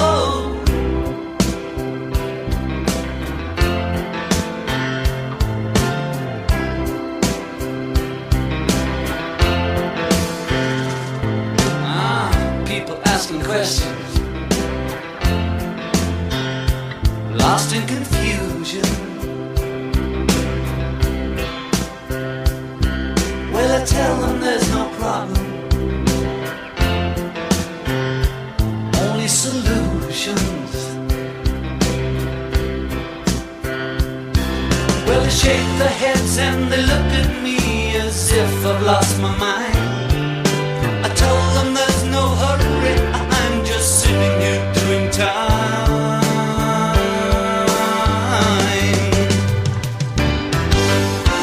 I'm just sitting here watching the wheels go round and round. I really love to watch them roll.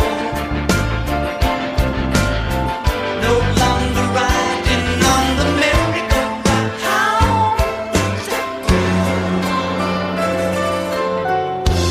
I just had to let it go. I just had to let it go.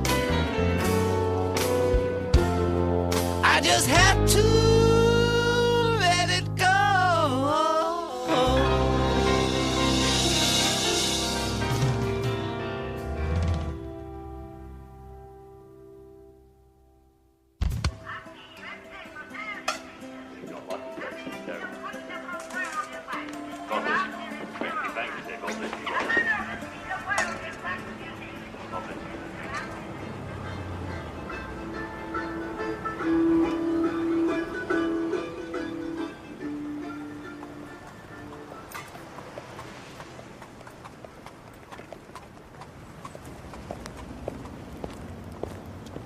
This is a CBS News special report with correspondent Charles Osgood.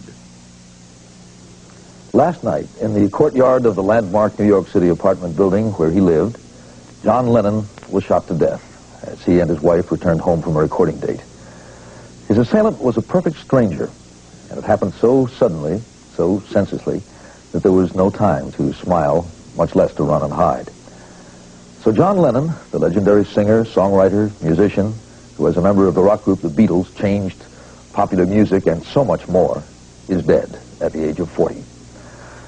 The world is stunned because it is acknowledged that John Lennon was not just a celebrity. He was something more important than that. On this broadcast, we will try to learn why that was true. We'll try to find out who this man really was and why his life and his work touched so many other lives.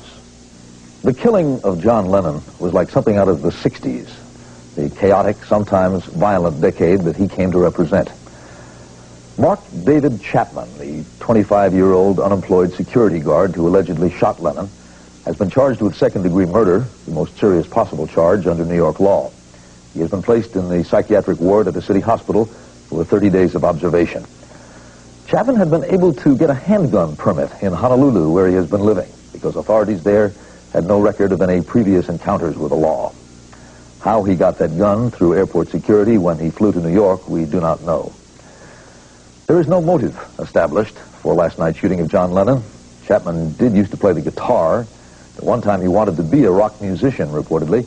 It is said Chapman was obsessed with Lennon, and at times even used Lennon's name.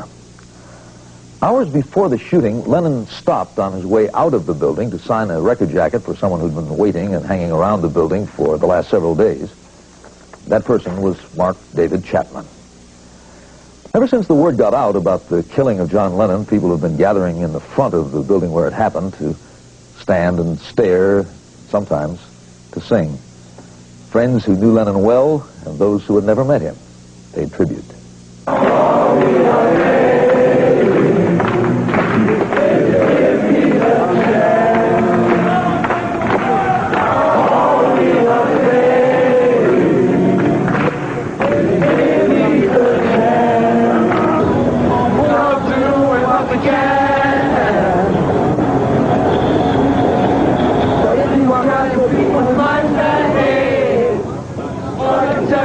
You have to wait. It's gonna be alright. Alright. Institution where you go. We are about to change the world. Institution.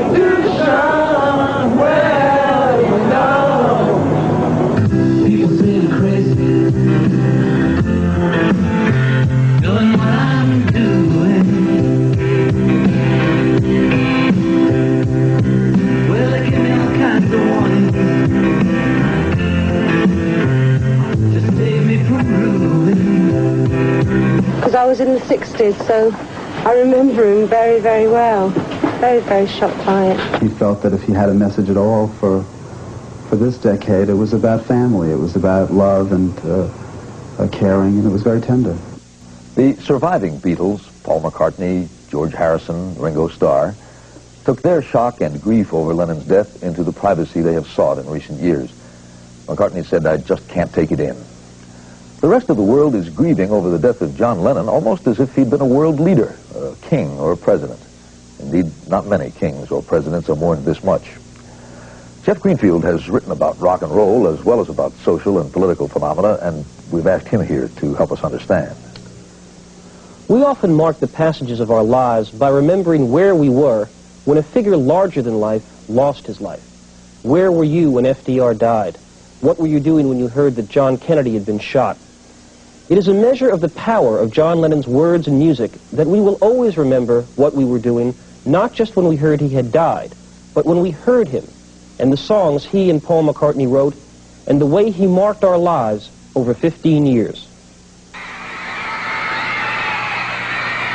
Where were you when the Beatles became a worldwide obsession and conquered America one Sunday night in 1964? Oh yeah, tell you something.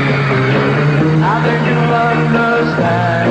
It's been a hard day's night, and I've been. Where were you when you saw four young, cheeky British rock and roll singers appear in a movie that took the great hype machine and stood it on its head?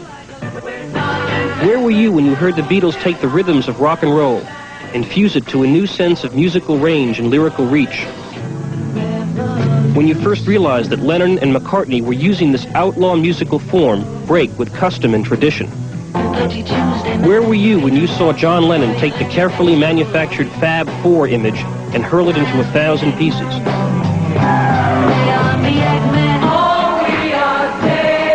And where were you when you saw John Lennon walk away from his past, from the Beatles, with a new partner and a new voice? It may be true that John Lennon never achieved by himself the artistic level he had reached as a Beatle, but it is also true that he found something else, himself. To dream of the Beatles as a permanent collective of genius was a myth, a pastoral of permanent youth. Lennon knew that better perhaps than his most ardent admirers. He was, in the words of one of his last songs, starting over. Even as he left us, the signposts by which we will find the way back to our past. John Lennon was a central voice of our time, and we will remember him not just by the horror of his death, but from what he told us about how we lived. Is still special. Let's take a chance and fly away somewhere.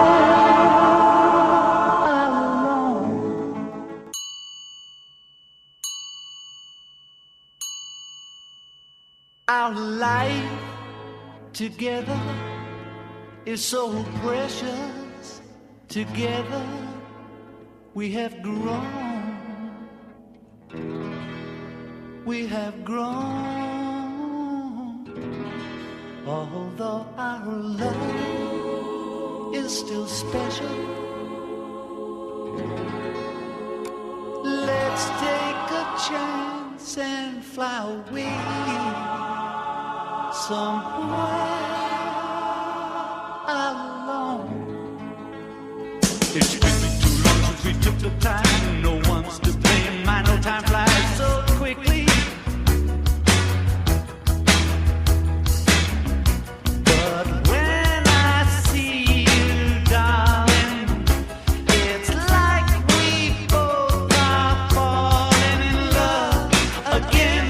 It'll be just like starting over.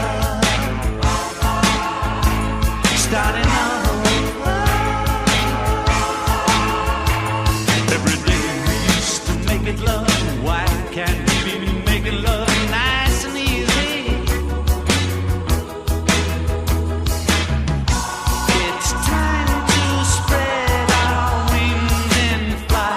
Don't let another day go by, my love. It'll be just like starting over. Starting over. Why don't we take us alone?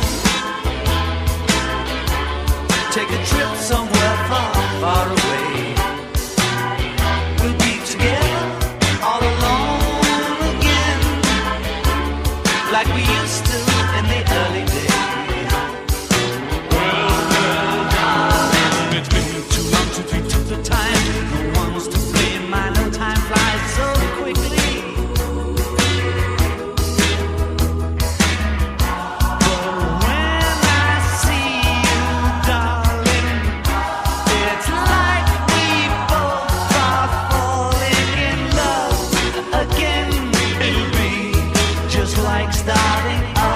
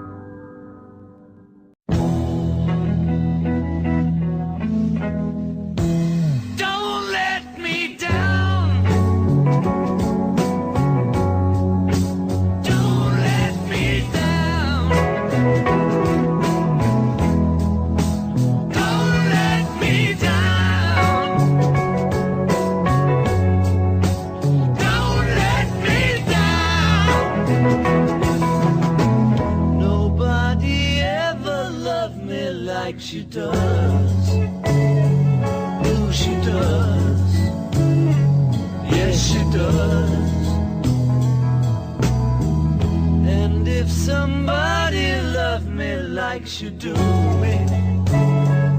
Oh, she do me. Yes, she does. Don't let me down. Don't let me down. Don't let me down. Don't let me down. I'm in love for the first time. Don't you know it's gonna last?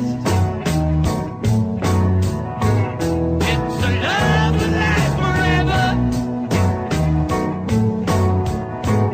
It's a love that has no past. Don't let me down. Don't let me down. Don't let me down.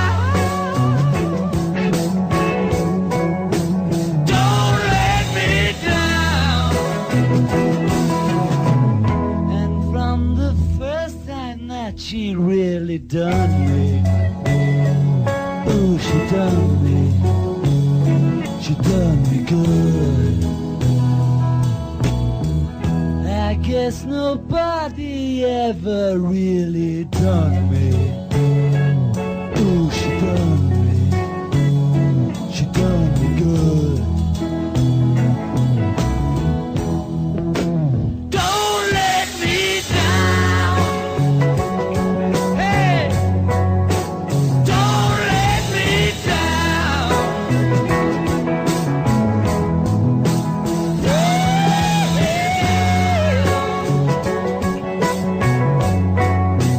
Don't let me down.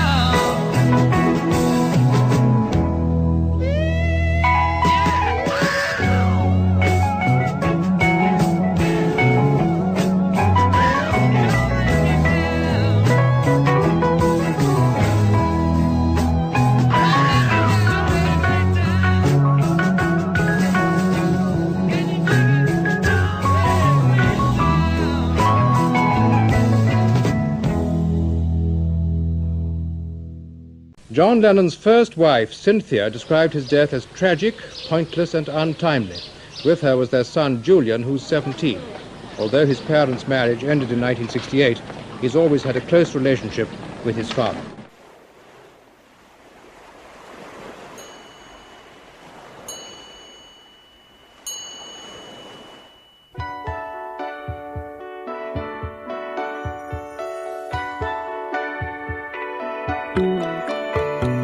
Close your eyes. Have no fear. The monster's gone. He's on the run, and your daddy's here. Beautiful, beautiful, beautiful, beautiful boy. Beautiful, beautiful, beautiful, beautiful boy. Before you go to sleep, say a little prayer. Every day, in every way, it's getting better and better. Beautiful, beautiful, beautiful, beautiful boy. Beautiful, beautiful, beautiful, beautiful boy. Out on the ocean, sailing away. I can hardly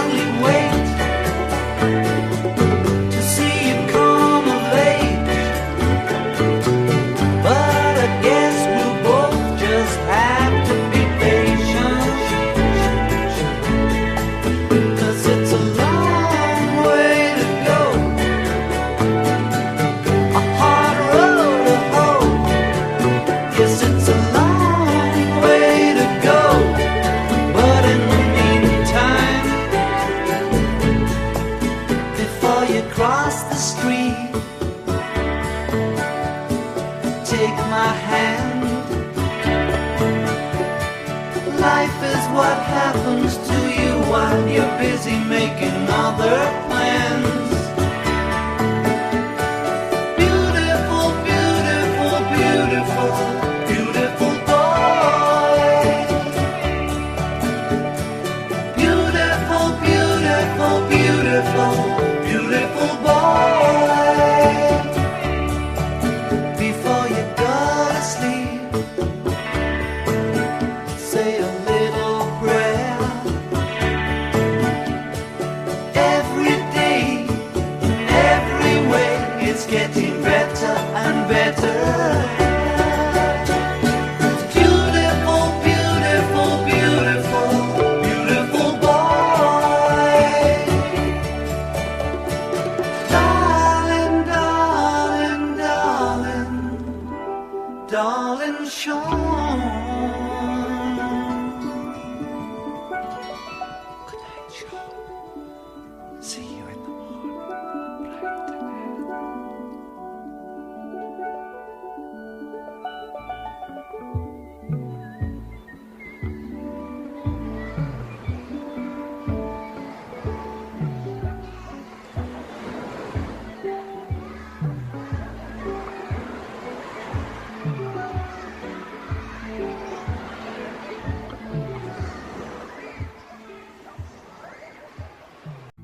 half of what I say is meaningless, but I say it just to reach you, Julia. Julia, Julia, ocean child calls me. So I sing the song of love, Julia, Julia. Seashell eyes, windy smile calls me. So I sing the song of love, Julia.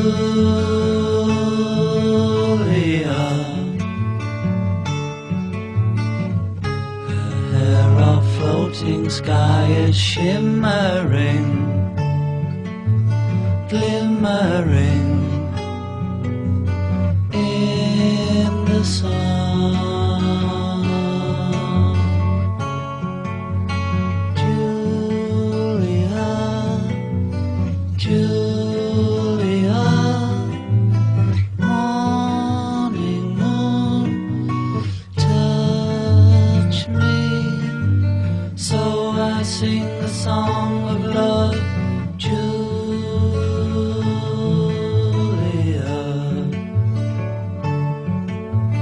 When I cannot sing my heart, I can only speak my mind, Julia.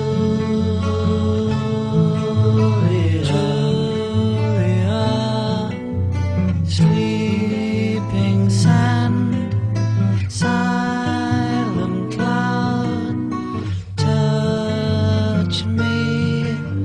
So I sing the song of love, Julia.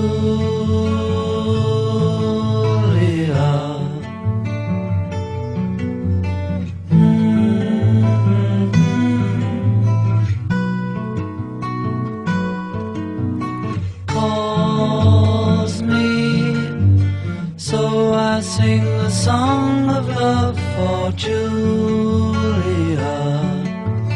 Julia, Julia.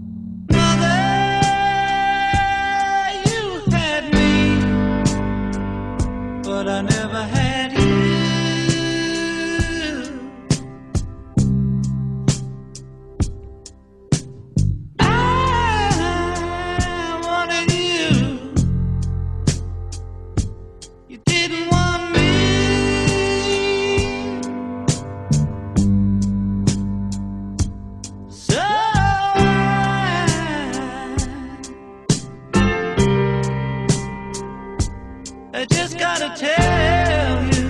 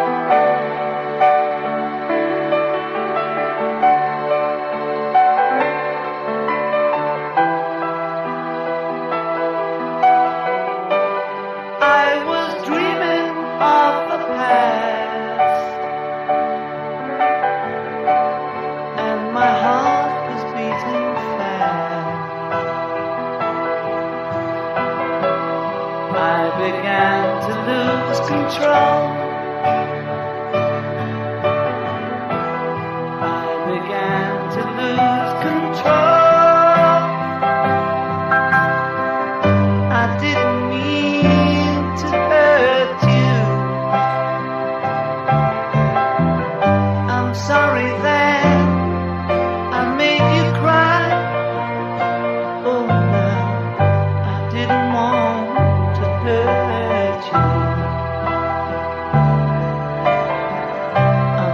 a jealous guy. I was feeling insecure. You might not love me anymore. I was shivering inside. I was shivering inside. Oh, I didn't mean to hurt you. I'm sorry that I made you cry. Oh no, I didn't want to hurt you. I'm just a jealous guy.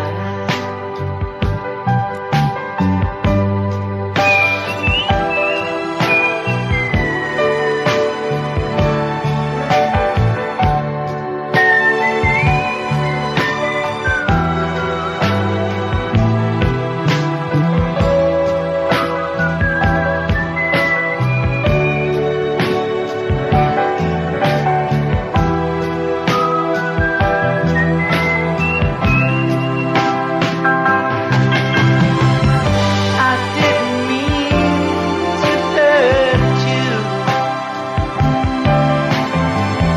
I'm sorry that I made you cry. Oh no, I didn't want to hurt you. I'm just a jealous guy. I was trying to catch your eye.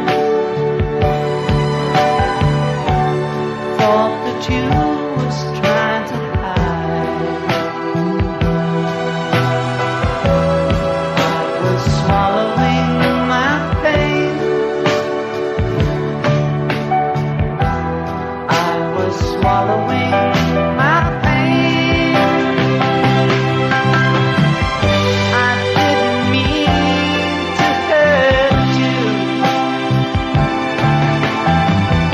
I'm sorry that I made you cry. Oh no, I didn't want to hurt you. I'm just a jealous guy. Watch out, I'm just a jealous guy. Look out, baby, I'm just a jealous guy.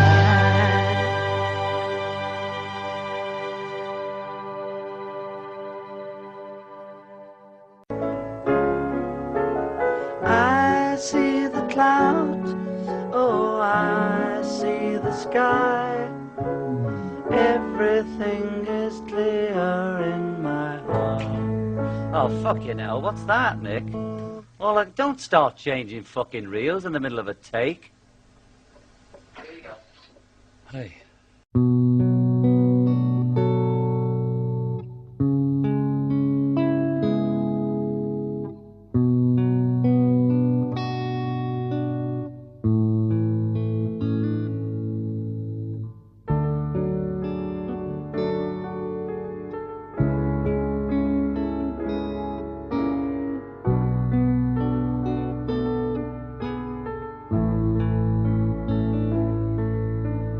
Oh, my love, for the first time in my life, my eyes are wide open. Oh, my lover, for the first time in my life, my eyes can see. I see the wind, oh, I see the trees. Everything is clear in my heart. I see the clouds, oh, I see the sky. Everything is clear in our world. Oh, my love, for the first time time in my life.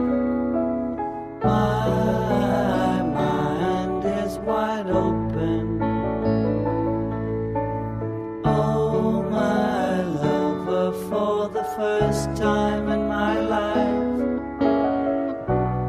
my mind can feel. I feel sorrow, oh, I feel dreams. Everything is clear in my heart.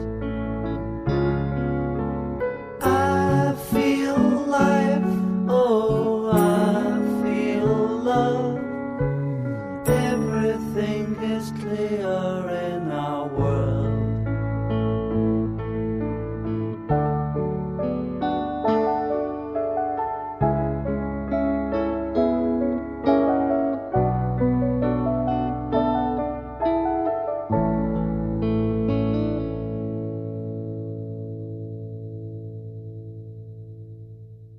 12 years after the Old Vic premiere, David Sheff asks John to comment on the public's perception that Yoko had somehow taken control of him.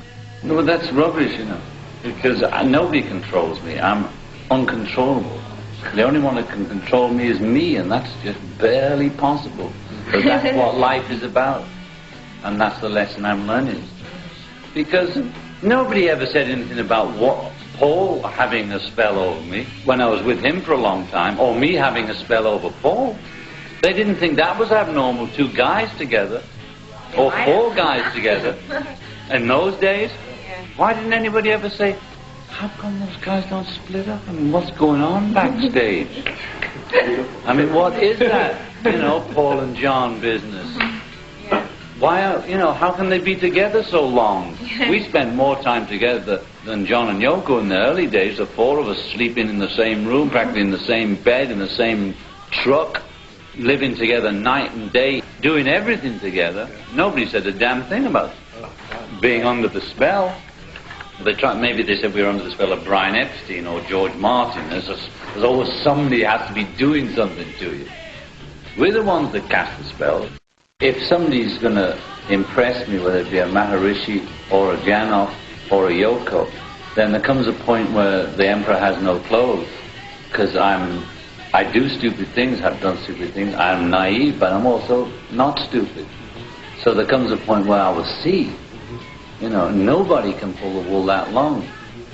So for all you folks out there who think that I'm having the wool pulled over my eyes, well, that's an insult to me. Not that you think less of Yoko, because that's your problem, what you think of Yoko. What I think of her is what counts. If you think you know me, or you have some part of me because of the music, and then you think that I'm being controlled like a dog on a leash because I do things with her, then screw you, brother or sister. You don't know what's happening. I'm not here for you, I'm here for me and her, and now the baby. I don't think anybody should be that interested in every detail of my life, from Beatles to now. Standing in the dockets of Hampton, trying to get to Holland or France. The man in the Mac said, you've got to go back. You know they didn't even give us a chance. Christ, you know it ain't easy. You know how hard it can be. The way things are going, they're gonna crucify me.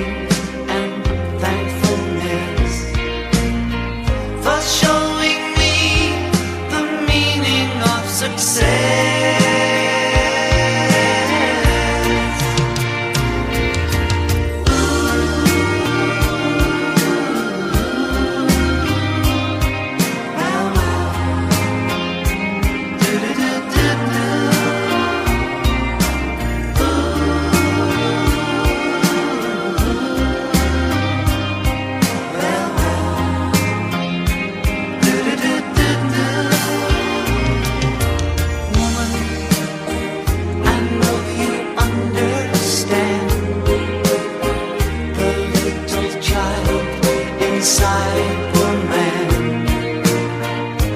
Please remember my life is in your hands. And woman, hold me close to your heart. However distant, don't keep us apart. After all, it is written in the stars.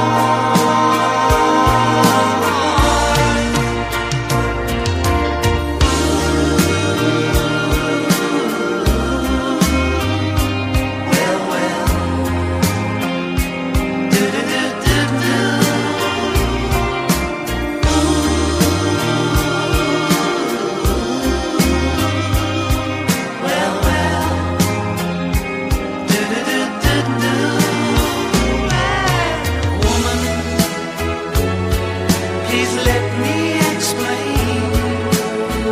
I never meant to cause you sorrow or pain. So let me tell you again and again and again. I love you. Yeah, yeah. Now and forever. I love you. Yeah, yeah. Now and forever. I love you. Yeah, yeah. Now and forever. What do you do if somebody comes at you with aggression? I'd run. I might try and talk to him as I was running. Oh, peace, brother, peace. You know, but I'd believe in run away and live to fight another day. Dream is over.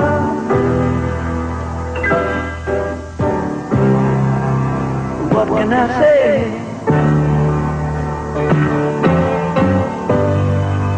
The dream is over.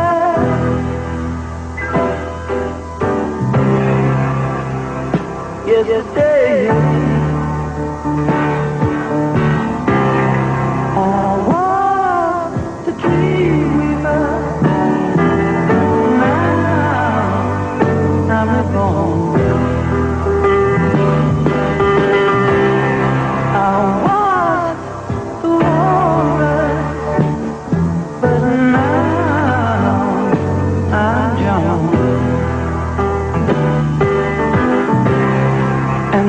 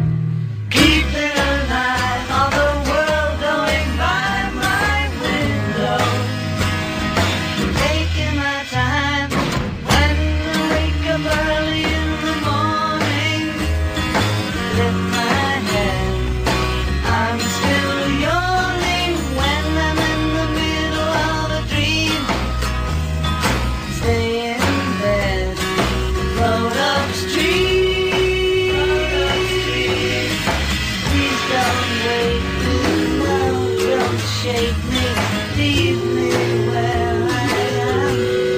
I'm only sleeping.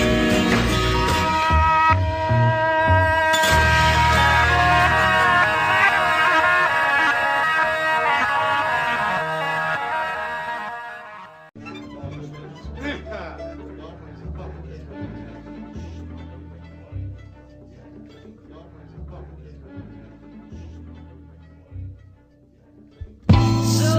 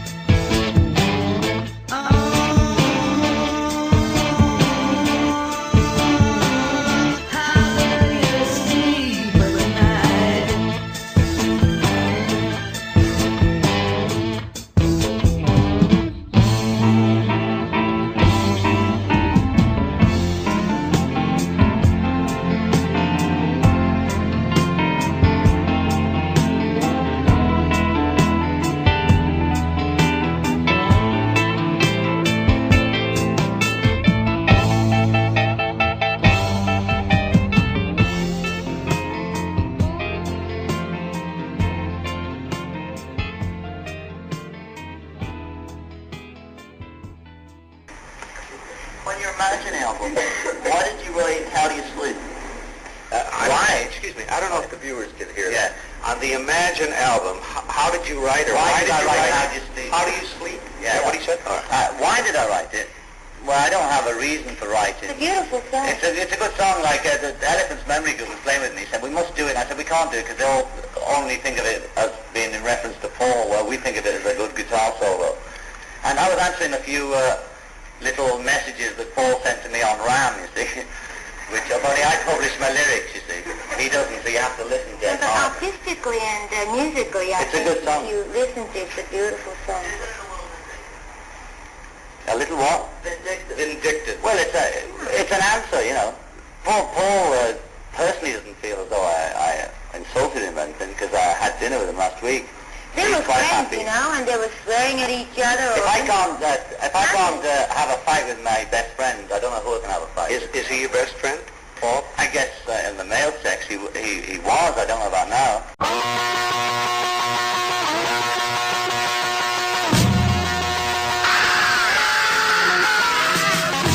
On a revolution, well, you know, we all want to change the world. You tell me that it's evolution, well, you know, we all want to change the world. But when you talk about destruction, don't you know that you can count me out? Don't you know it's gonna be alright? Alright. Alright.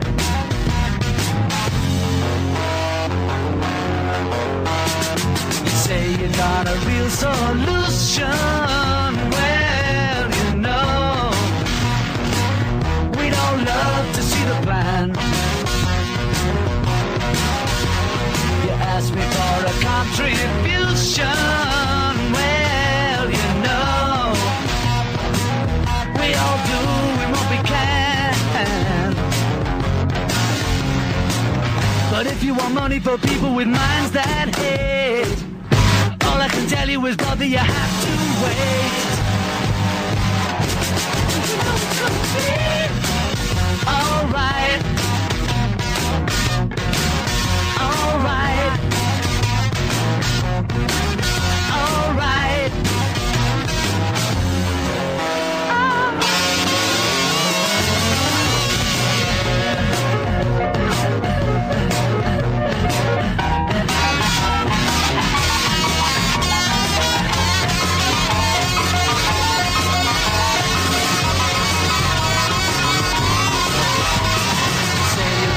Constitution, well, you know, we all want to change your head. You tell me it's the institution, well, you know, you better free your mind instead. But if you go carrying pictures of Chairman Mao, you ain't gonna make it with anyone anyhow.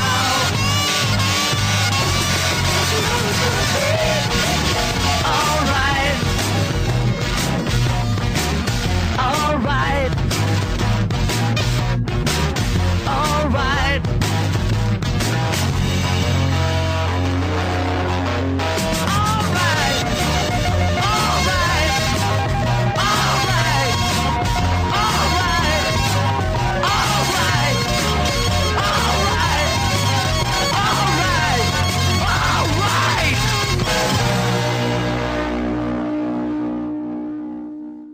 How are George, Ringo, and Paul doing? Are they happy and productive now? Oh, well, you can tell by the, you know, overall by the charts how well they're doing. Professionally, like anybody, they have their ups and downs. Ringo I've spent more time with in the last 2.5 years than any other ex-Beatles, because he comes to this country a lot, you know. And we get on fine, that's, you know, I don't have to say that. he's been here a lot for one reason or another, so I've seen a lot of him. The next one I've seen a lot of is Paul, because he travels more than George. George I've seen maybe twice in 2 years and talked on the phone a couple of times. And Ringo, Paul and I were together in LA, and Paul and I were together in New York a couple of nights. That was 2 months ago or something. And we just drank wine and said, remember this, remember that, and we did all that trip. We had a jam session together in West Coast too. It's the first time we've been in the studio together. George, I'm expecting to see when he's on tour. I thought of going, I know he's going to rehearse on the West Coast. Oh, he'll kill me for saying this, maybe. I thought of just zapping out to see him before the tour, but I don't think it'd be too much fun before he goes on tour. I mean, he's going to be wound up. I mean, he's the first one of us out on the road. He's carrying the whole ball game there.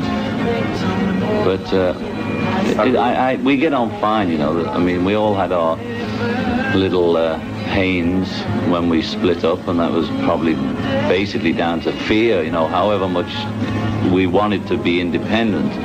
It's quite hard to be independent after 10 years of being locked in each other's arms, as it were.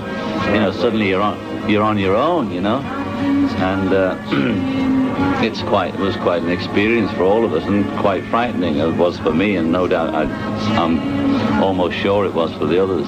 But I think we've got over that. No matter what news stories you may have read, whether it be in the straight press or the rock and roll music publications, I found John Lennon to be one of the most pleasant and unpretentious people I have yet to interview. Now, as you've heard, he is a brilliant man with all the gifts and problems that accompany that genius. But an ego-tripping, uptight rock and roll star, he just is not.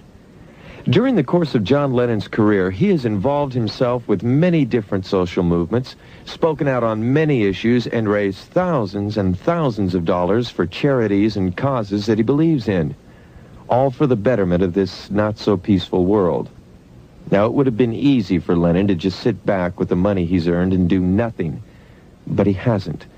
He hasn't forgotten about people, and people are something John Lennon loves very much.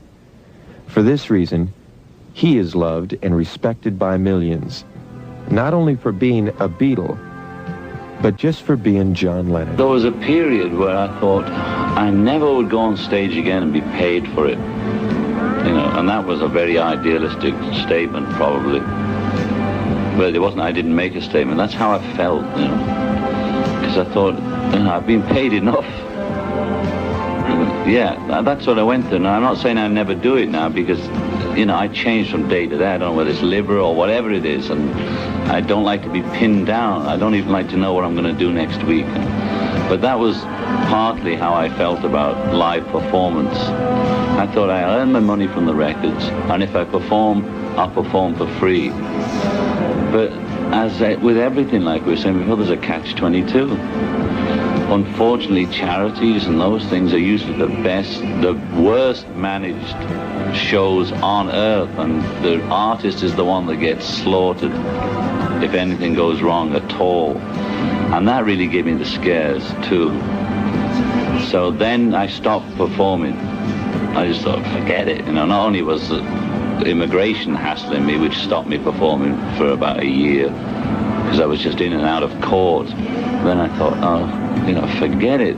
If I go out for money, you know, that's one thing. If I go out for charity, that's another thing. Either way, I was losing the fun of it. As long as I can have fun, I don't care what it is, you know, or what it's for or how it's for. If the vibes are going to be good, etc., etc. You know, it's always been a fantasy of mine, and I underline the word fantasy, to get the Beatles and Dylan and the Stones and the Who and anybody else that would come together and telecast a worldwide event and say in effect that, look, we've put down all of our ego trips and all of our personal hassles and whatever to get this thing together to show that we really believe in a positive and collective good. Now, why don't you all get busy and let's make it happen?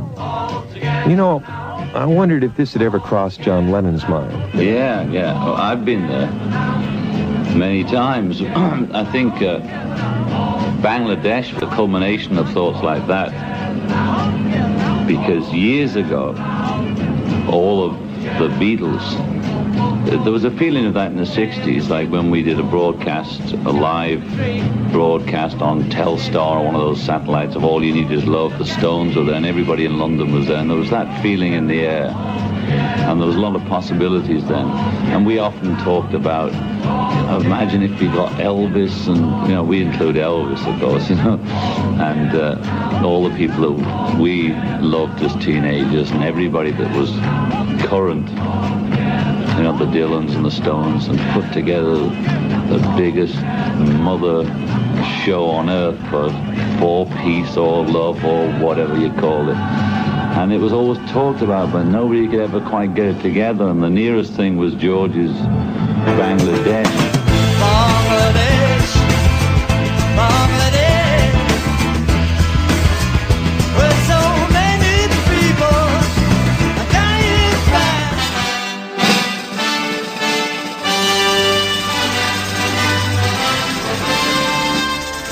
But for the Beatles, it was not the right time, because we were not exactly, in each other's pockets at the time. We were still trying to unstick the glue of togetherness, But it's a wonderful fantasy. But I'd go along with the ride. I do not have the strength to put it together.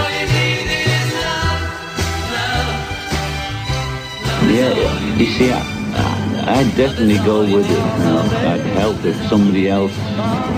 It's got to be one of those people that can organize. I'm not a great organizer. I can organize a group of musicians to perform and play. I can organize albums. I can organize things on a musical level. But even that difference between George and I is apparent. But never mind. Maybe the next one.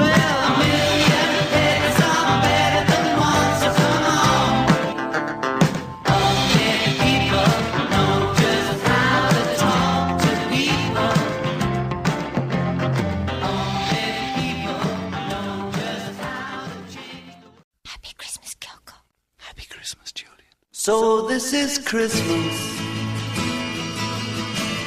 and what have you done? Another year over, and a new one just begun. And so this is Christmas. I hope you have fun.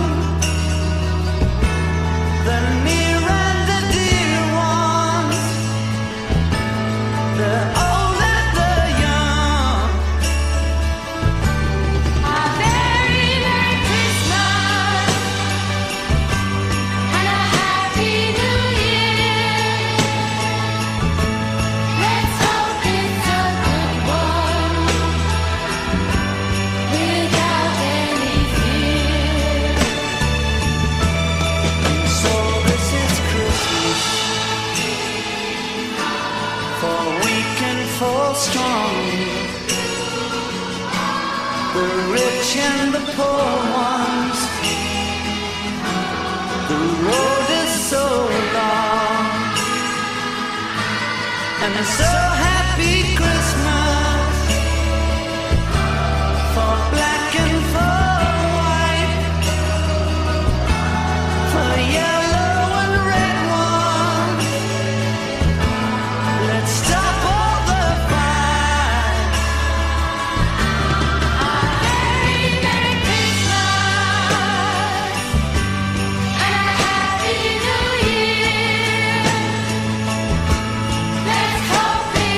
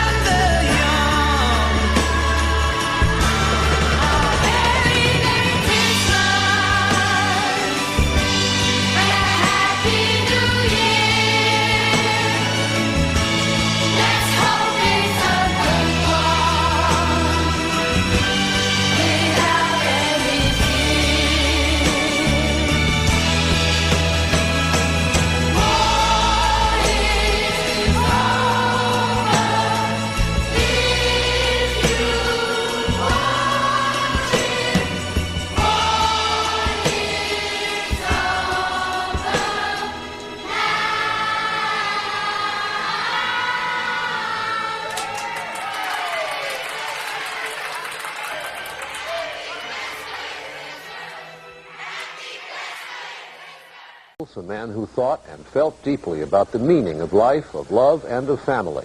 He was an extraordinarily talented musician, and his music was part of that sense of loving. We thought we would end this evening with an evocation of his life and his music, and that has been assembled by Linda Ellerby.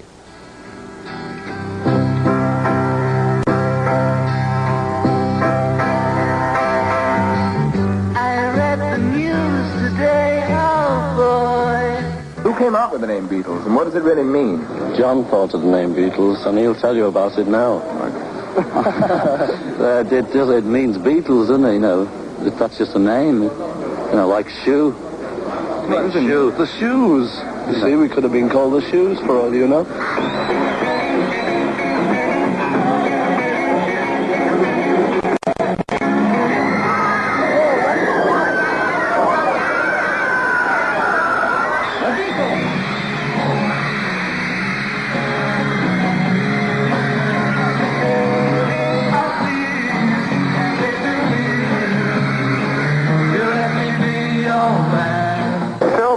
How did you find America? I left to Greenland.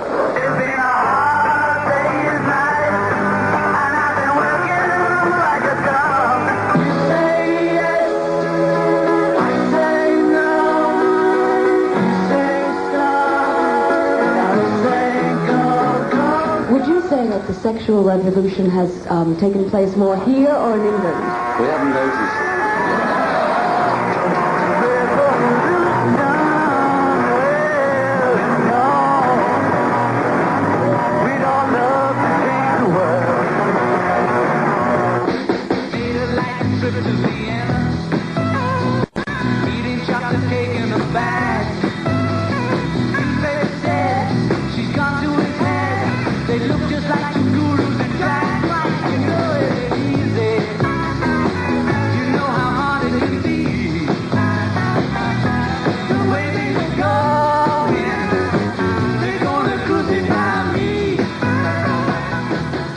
It doesn't help murderers to hang them, or help violent people to be violent to them. It is all they understand, but it doesn't. I don't believe violence begets violence. You know. Imagine no possession. I wonder if you can. And we are humorists. We are what are they? Laurel and Hardy. That's John and Yoko. And we stand a better chance under that guise, because all the serious people like Martin Luther King and Kennedy and Gandhi got shot. Imagine all the people sharing all the world. You may say I'm a dreamer. Well, that's our report for this evening. Tonight at 11:30, 10:30 Central Time, NBC News will have a special program on John Lennon, the man, and his music. Until then, good night for NBC News.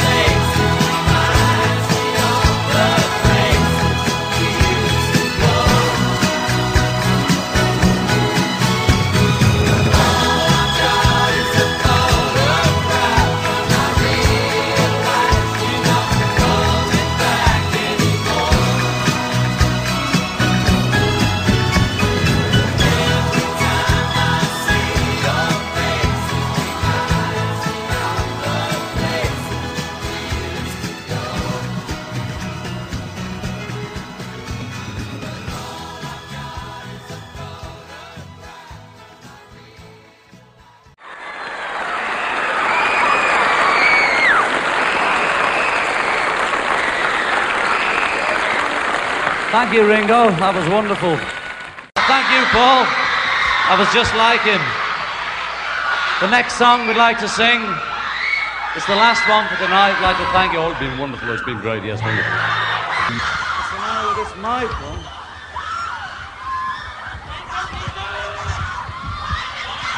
We'd like to sing another song, I think. This song was it a single? Yeah, this song was a single over here, maybe. Any road, we'd like to carry on with it. It's the last number. We'd like to thank you all for being so wonderful. A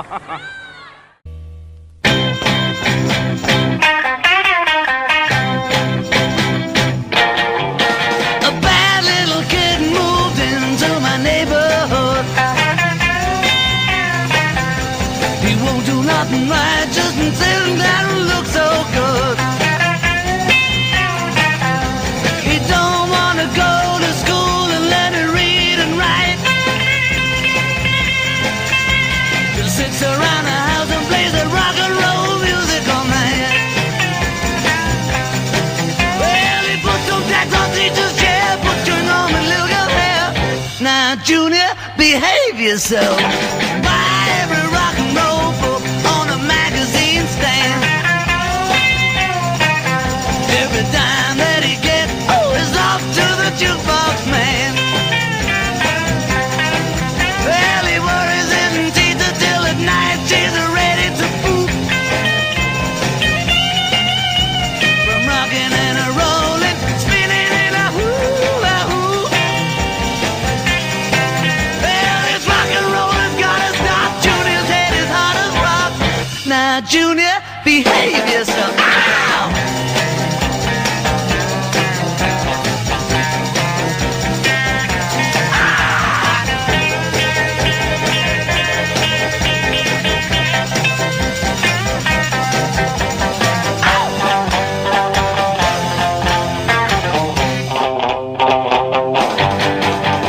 Gonna tell your mama you better do what she said. Get to the barber shop and get that haircut off your head.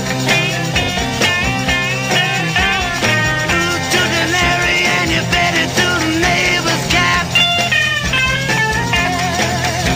You gave the cocker spaniel a better mother's laundromat. Well, his mama's mad, has gotta stop. Junior's head is hard as rock. Now, Junior, behave yourself. You say you've been in trouble all your life. Why is that? I'm just one of those faces, you know. People never like my face. Oh, is that why? I just used to get furious about it. Is it because you're anti-establishment? I guess it must show on the face, you know. Hang on. This is a song. Shut up, Polly's talking. Yes. Next song we'd like to sing.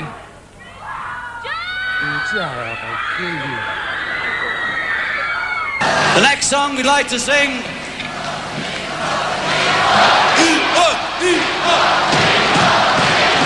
It's called All Day's Night. It's been a hard day's night, and I've been working like a dog. It's been a hard day's night. I should be sleeping like a log, but when I get home to you, I find the things to do that make me feel alright. You know I work all day to get your money to buy your things, and it's worth it just to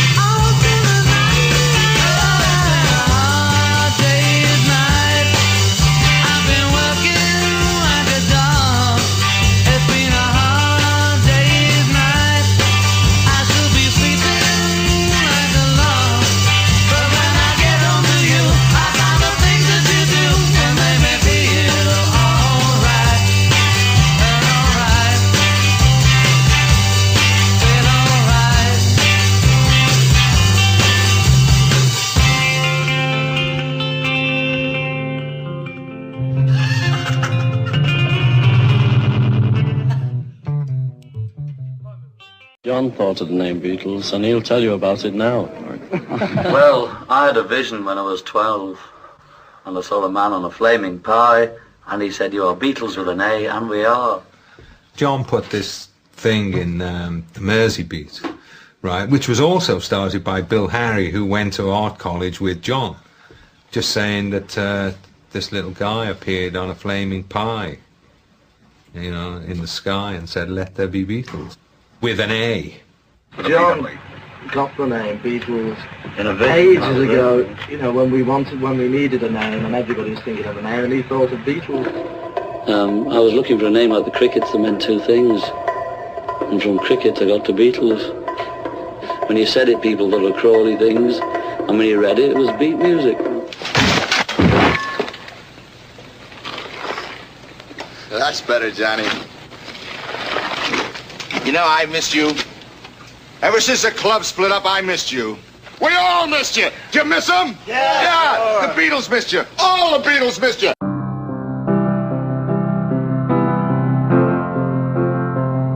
Well, you didn't get peace, John.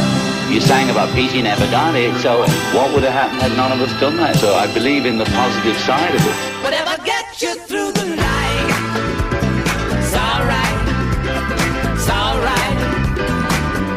It's your money or your life, it's alright, it's alright.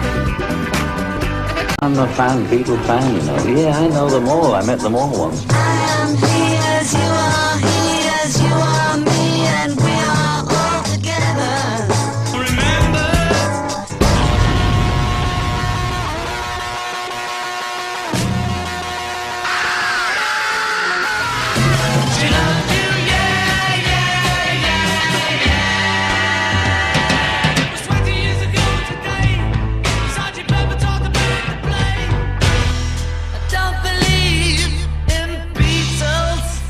Suddenly you're on your own, you know.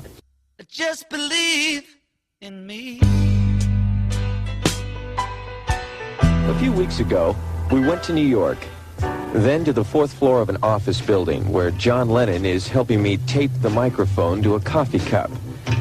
I forgot the mic stand. Then he sets the coffee cup and the microphone on a couple of books. And I begin to wonder if this is a typical day in the life of John Lennon. Well, there's two kinds of days. There's the days when I'm working in the studio.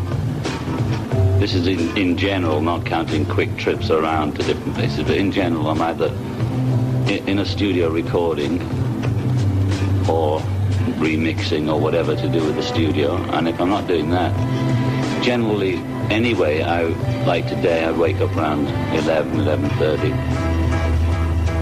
Inject myself with caffeine, about a gallon of it, and pick up and come to the studio. On a day that I'm not in the studio, I would get up or wake up about the same time.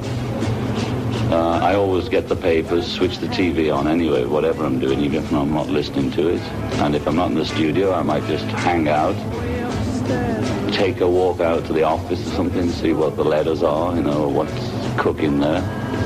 Or just stay in. My favorite occupation is staying in. I have to go out to appreciate staying in a lot because I tend to be a homebody. What is it like to be John Lennon? Knowing that at 34 you've already played an instrumental and highly vocal role in changing the world. A guy who has played before the Queen of England and is prone to wearing sanitary napkins on his head. Someone idealistic enough to call for peace before it was fashionable. Surrealistic enough to point the way to Pepperland, and realistic enough to know where he's at today. Well, I'm as happy as I've ever been, you know? I mean, I don't think any of us are happy, and it's, you know, but I don't think we're all miserable. You know, I think it's an old cliche that I've been saying for years, but it's heaven and hell every day. And I just swing with it as it goes along. You know? At the moment, I'm fairly happy. I'm pleased with the album. The album's doing well, so that helps make the heaven of the day a little better, you know. But I think happiness comes whether you're doing well or not doing well. It doesn't seem to have anything to do with how you're doing half the time. I don't never think of myself as a professional, then a non-professional.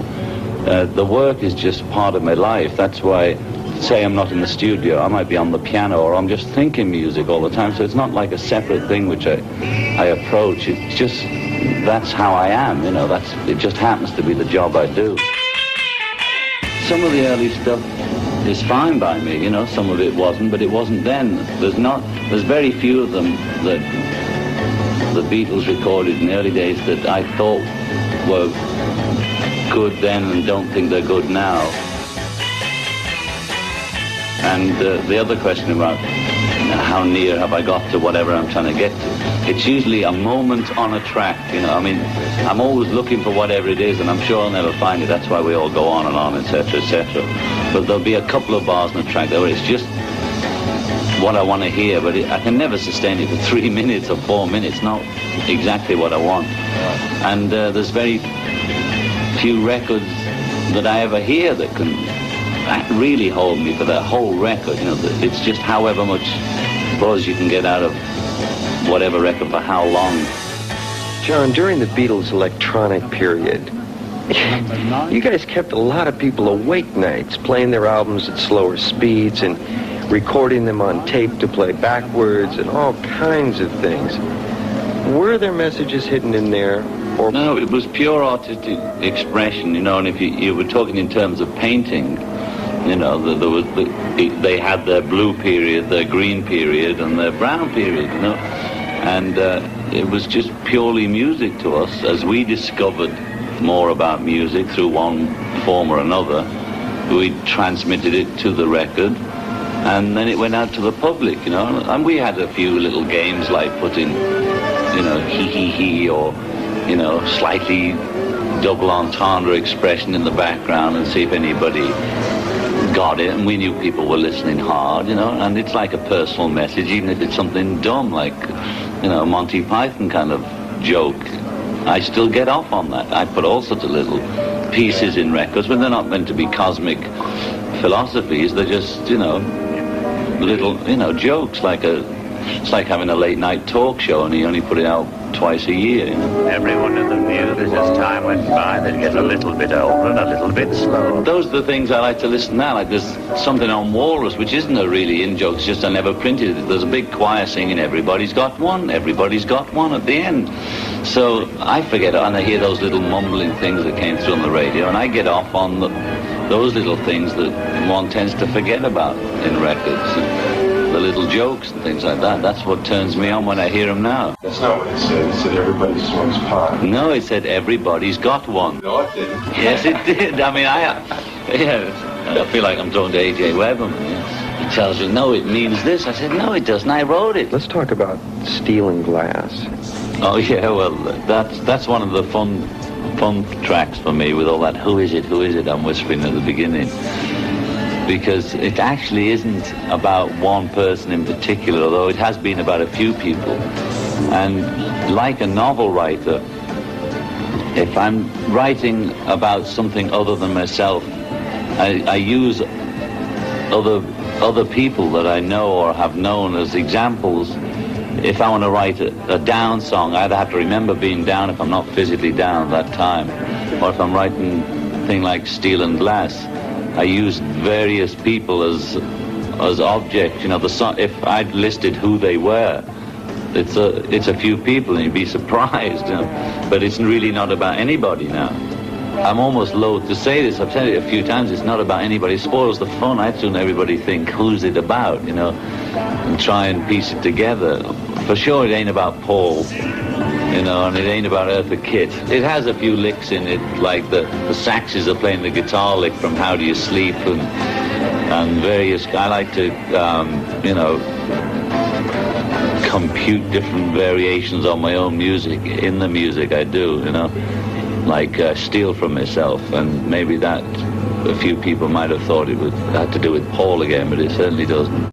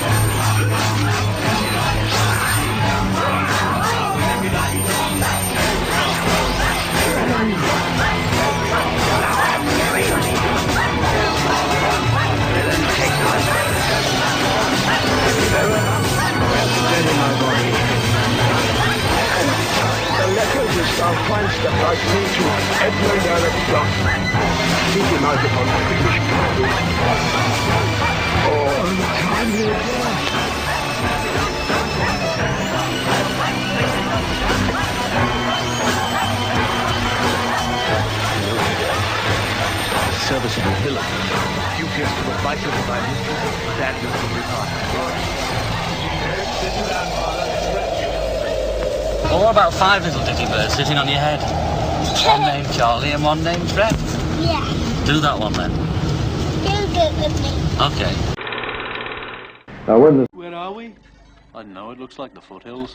The foothills of what? The foothills of the headlands.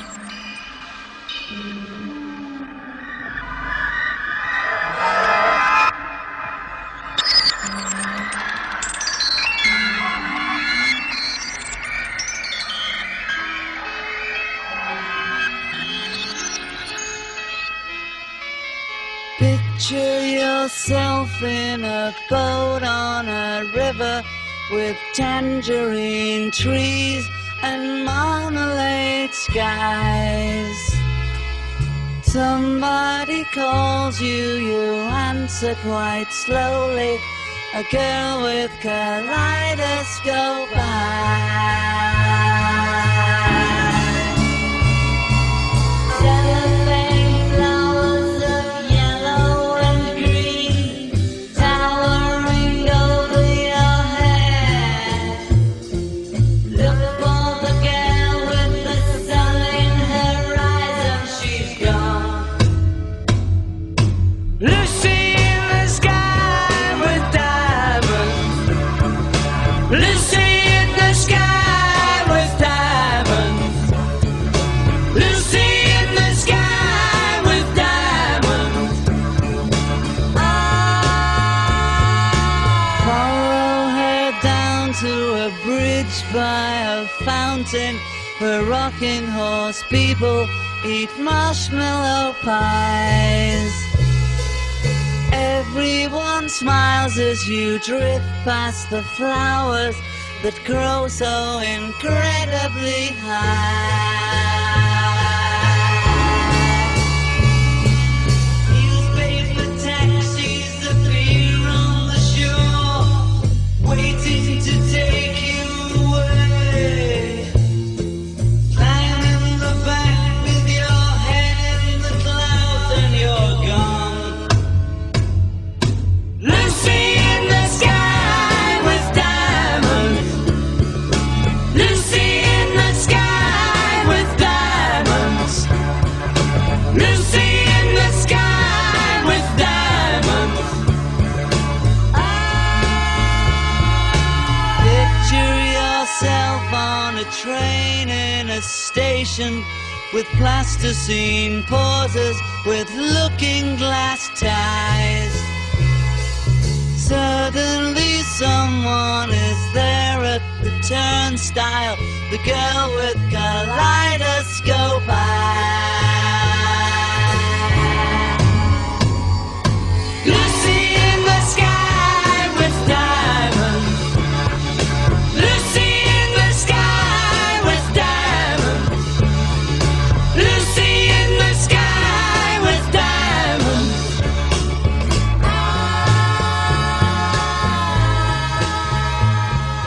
Lucy in the sky with diamonds. Carry on, lad. Carry on. Certainly was carrying on. John, let's talk about drugs. Da-da-da-da. You know, it seems like everybody's into something nowadays. I like leather frogs myself.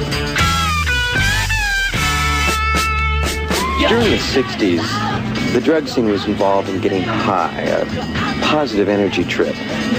But today it seems that more and more people are trying to get down. I think it's understandable because I've taken drugs to get down too. When life itself is too energetic or violent or too much to cope with. And that includes drink or overeating, you know. It's the same syndrome. It's just one form of slowing yourself down and therefore not having to see what's going on. And that is different from the period where people took different drugs to get high. And I remember having that quote unquote revelation about, oh, everybody's not just simply because they're taking downers, but even with pot, you know, when you first take it, I guess it is high and it's a different trip because it's a different trip. But if you really look at it closely, it does almost bring you down. You know, it's more like a sleeping pill than an upper. In general, the next movement will be people coming off the down trip, but that's going to be pretty painful too, because they'll be withdrawing. I don't mean literally, but there'll be a withdrawal from the downers.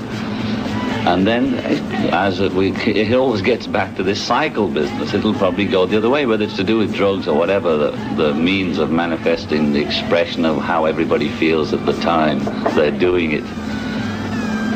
Does that make sense? I don't know, yeah, something like that. But I expressed myself on different drugs in different music. Cold Turkey was about the big one, and I couldn't express it better than that. So I always thought, if they're really interested in using me as a voice about drugs, I've said it. I said it all there. I can't say it any better. It said, ow, it hurts. That's enough. You've been into a lot of avenues of experimentation. The Maharishi, primal therapy, and counter groups. At this point, what do you think has been the most helpful? It was all helpful, surprisingly enough, And I'm always surprised, although I understand it, that people think, well, what? 1 minute he was with Maharishi, next minute he's doing this, next minute he's doing that. Well, to me, it's like Pilgrim's Progress, some old book from years ago. You're just going along the path of life, etc., etc., and you take a few turns and you look at the scenery and you check it out. I mean, and if it's interesting to me, I go have a look at it. And both meditation and primal therapy helped me in the period that they were there, and I still utilize both things even now, although I don't sit around every morning meditating, but now and then I'll do it just to relax myself, and I'll also use the techniques or whatever it's called that I learned in primal therapy to get down to my feelings. If I'm getting choked up and built up and I can't express it other than, say, getting drunk, which I've done, and getting into trouble, if I have a moment, I can get down there and cry instead. It's that simple, and bring it out of my eyes instead of, through alcohol or something. And I do use the techniques whenever I can manage to. But I don't, it's every man to his own trip, If I can find better ways of, coping with life, I'll look for them, always. Over the last few years, many thousands of people have been turning inward or searching to different places or doing whatever it takes to try to get themselves together. Do you think it's ever going to get together collectively? I don't know. It's so hard, because one tends to sound so naive, projecting anything but death and destruction, I mean, and it's just that it's not in at the moment to project the idea of peace or nirvana or whatever it is we're all looking for, and it's in to project decadence and destruction. But there seems to be only two choices, and I prefer the peaceful one. And I don't know, you see, it's so intangible. What is it we're talking about? Are we talking about some kind of social order where everybody's happy? No, we're never all going to be happy. So what are we looking for? I just think the best thing we can look for is less pain. The song I'm Scared, you show the frightened side of John Lennon. But in Bless You, you reveal a deep kind of inner strength. Would you comment on that, please? In a way, it's about Yoko and I, and in a way, it's about a lot of couples, or all of us that go through that, whatever it's called, love experience, and the way love changes, which is one of the surprises of life, that we all find out that it doesn't remain exactly the same all the time, although it's still love. It comes in mysterious forms, its wonders to perform. And Bless You expresses one side of it. It's like all the songs. Say Scared, for instance. I am scared a lot of the time. I think we all are, but I'm not always scared. And I do have vindictive side as well. But when it gets to writing down how Yoko and I feel about each other, that's how I feel about her, and I know that's how she feels about me. And we're as close as you can get. That's why I don't talk about Yoko and I, not because I've got something to hide, because everything turns into a cliche, and I think I sound like Sonny and Cher or Liz or somebody, you know, one of those people. But we do feel very close. We are close, and it's a funny example, but it's the same as the Beatles. She's one of my friends, like Paul, George, and Ringo, and we're going to be close and together the rest of our lives.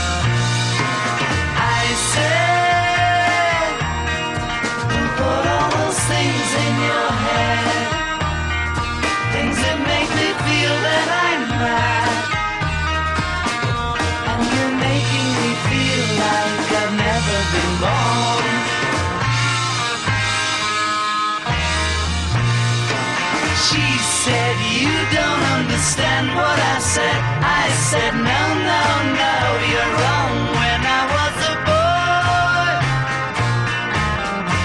everything was right. Everything was right. I said, even though you know what you know, I know that I'm ready to leave. You're making me feel like I've never been born.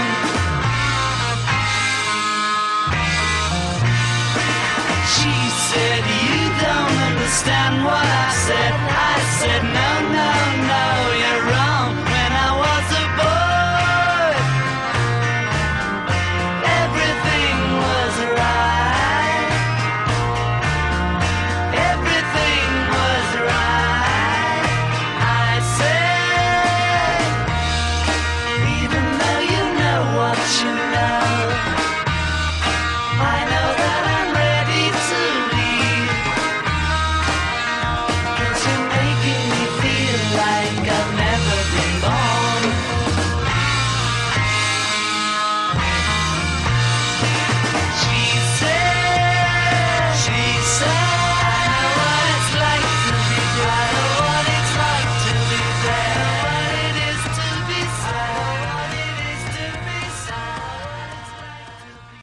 We in Stockholm are always very glad to say welcome to a young author from Liverpool. In fact, you are the first author from Liverpool I've ever seen. Great. But your first book sold in 350,000 copies and came out this year. Is that right? That's right. That's right. And tell me, you brought 3 of your friends. Could you please introduce them? Yes, there's George Parasol, Ringo Stone, and Paul Machamley. And did they have anything to do with your book? Did they help you or did they hinder you in any way? No, they typed it out for me. That's right. I mean, they can spell and you... Oh, they spell very greatly. That's nice. By the way, I read a review about it in Times Literary Supplement, and then I read the book. And then I wonder, are you influenced by Thurber or James Joyce? None of them. James Stewart. No. James Stewart. James Stewart and Betty Grable. Yeah. Well, anyhow, I'm quite sure that our Swedish viewers would like to hear you read one of your poems. Right. Good. Good dog, Nigel. Yeah? Half he goes a merry sight, our little hairy friend. Half upon the lamppost bright. So like that. Half in round the bend. This one's better. Is that better? I don't know what I actually do with the thoughts, but they come out either on film or on paper or on tape. I've just got lots of tape, which I suppose if I put onto paper, it'd be a book. But it's just a matter of, do I want to make those tapes into paper or make the tapes into records? Does it feel the same to you when you're writing something on paper and when you're writing a song lyric? It does now. In the old days, I used to think songwriting was this, you know, and I love you and you love me. and my writing was something else, you know, even if I didn't think of it quite like that. But then I just realised through Dylan and other people, Bob Dylan, not Thomas, that it is the same thing, you know. That's what I didn't realise, being so naive, and that you know, you don't write pop songs and then you do that and then you do that. That everything you do is the same thing, so do it the same way. Really great. I've worked with a lot of cats in my time, I want to say. Really great, sincerely. Really great. Thanks, Mo. I'd like to say thank you on behalf of the group and ourselves, and I hope we pass the audition. Thank you. Thank you very much, and God bless you. You've got a lucky face. The end. Once there was a way to get back homeward.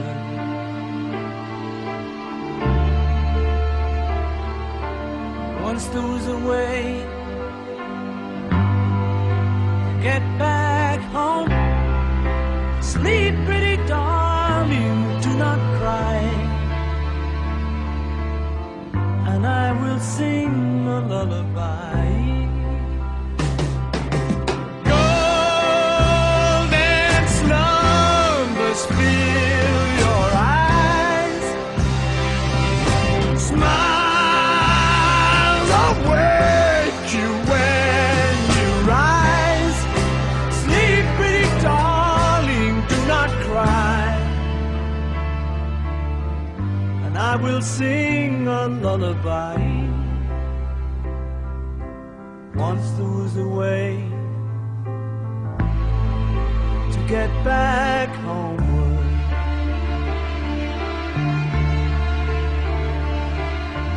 Once there was a way to get back home. Sleep, pretty darling, do not cry, and I will sing a lullaby.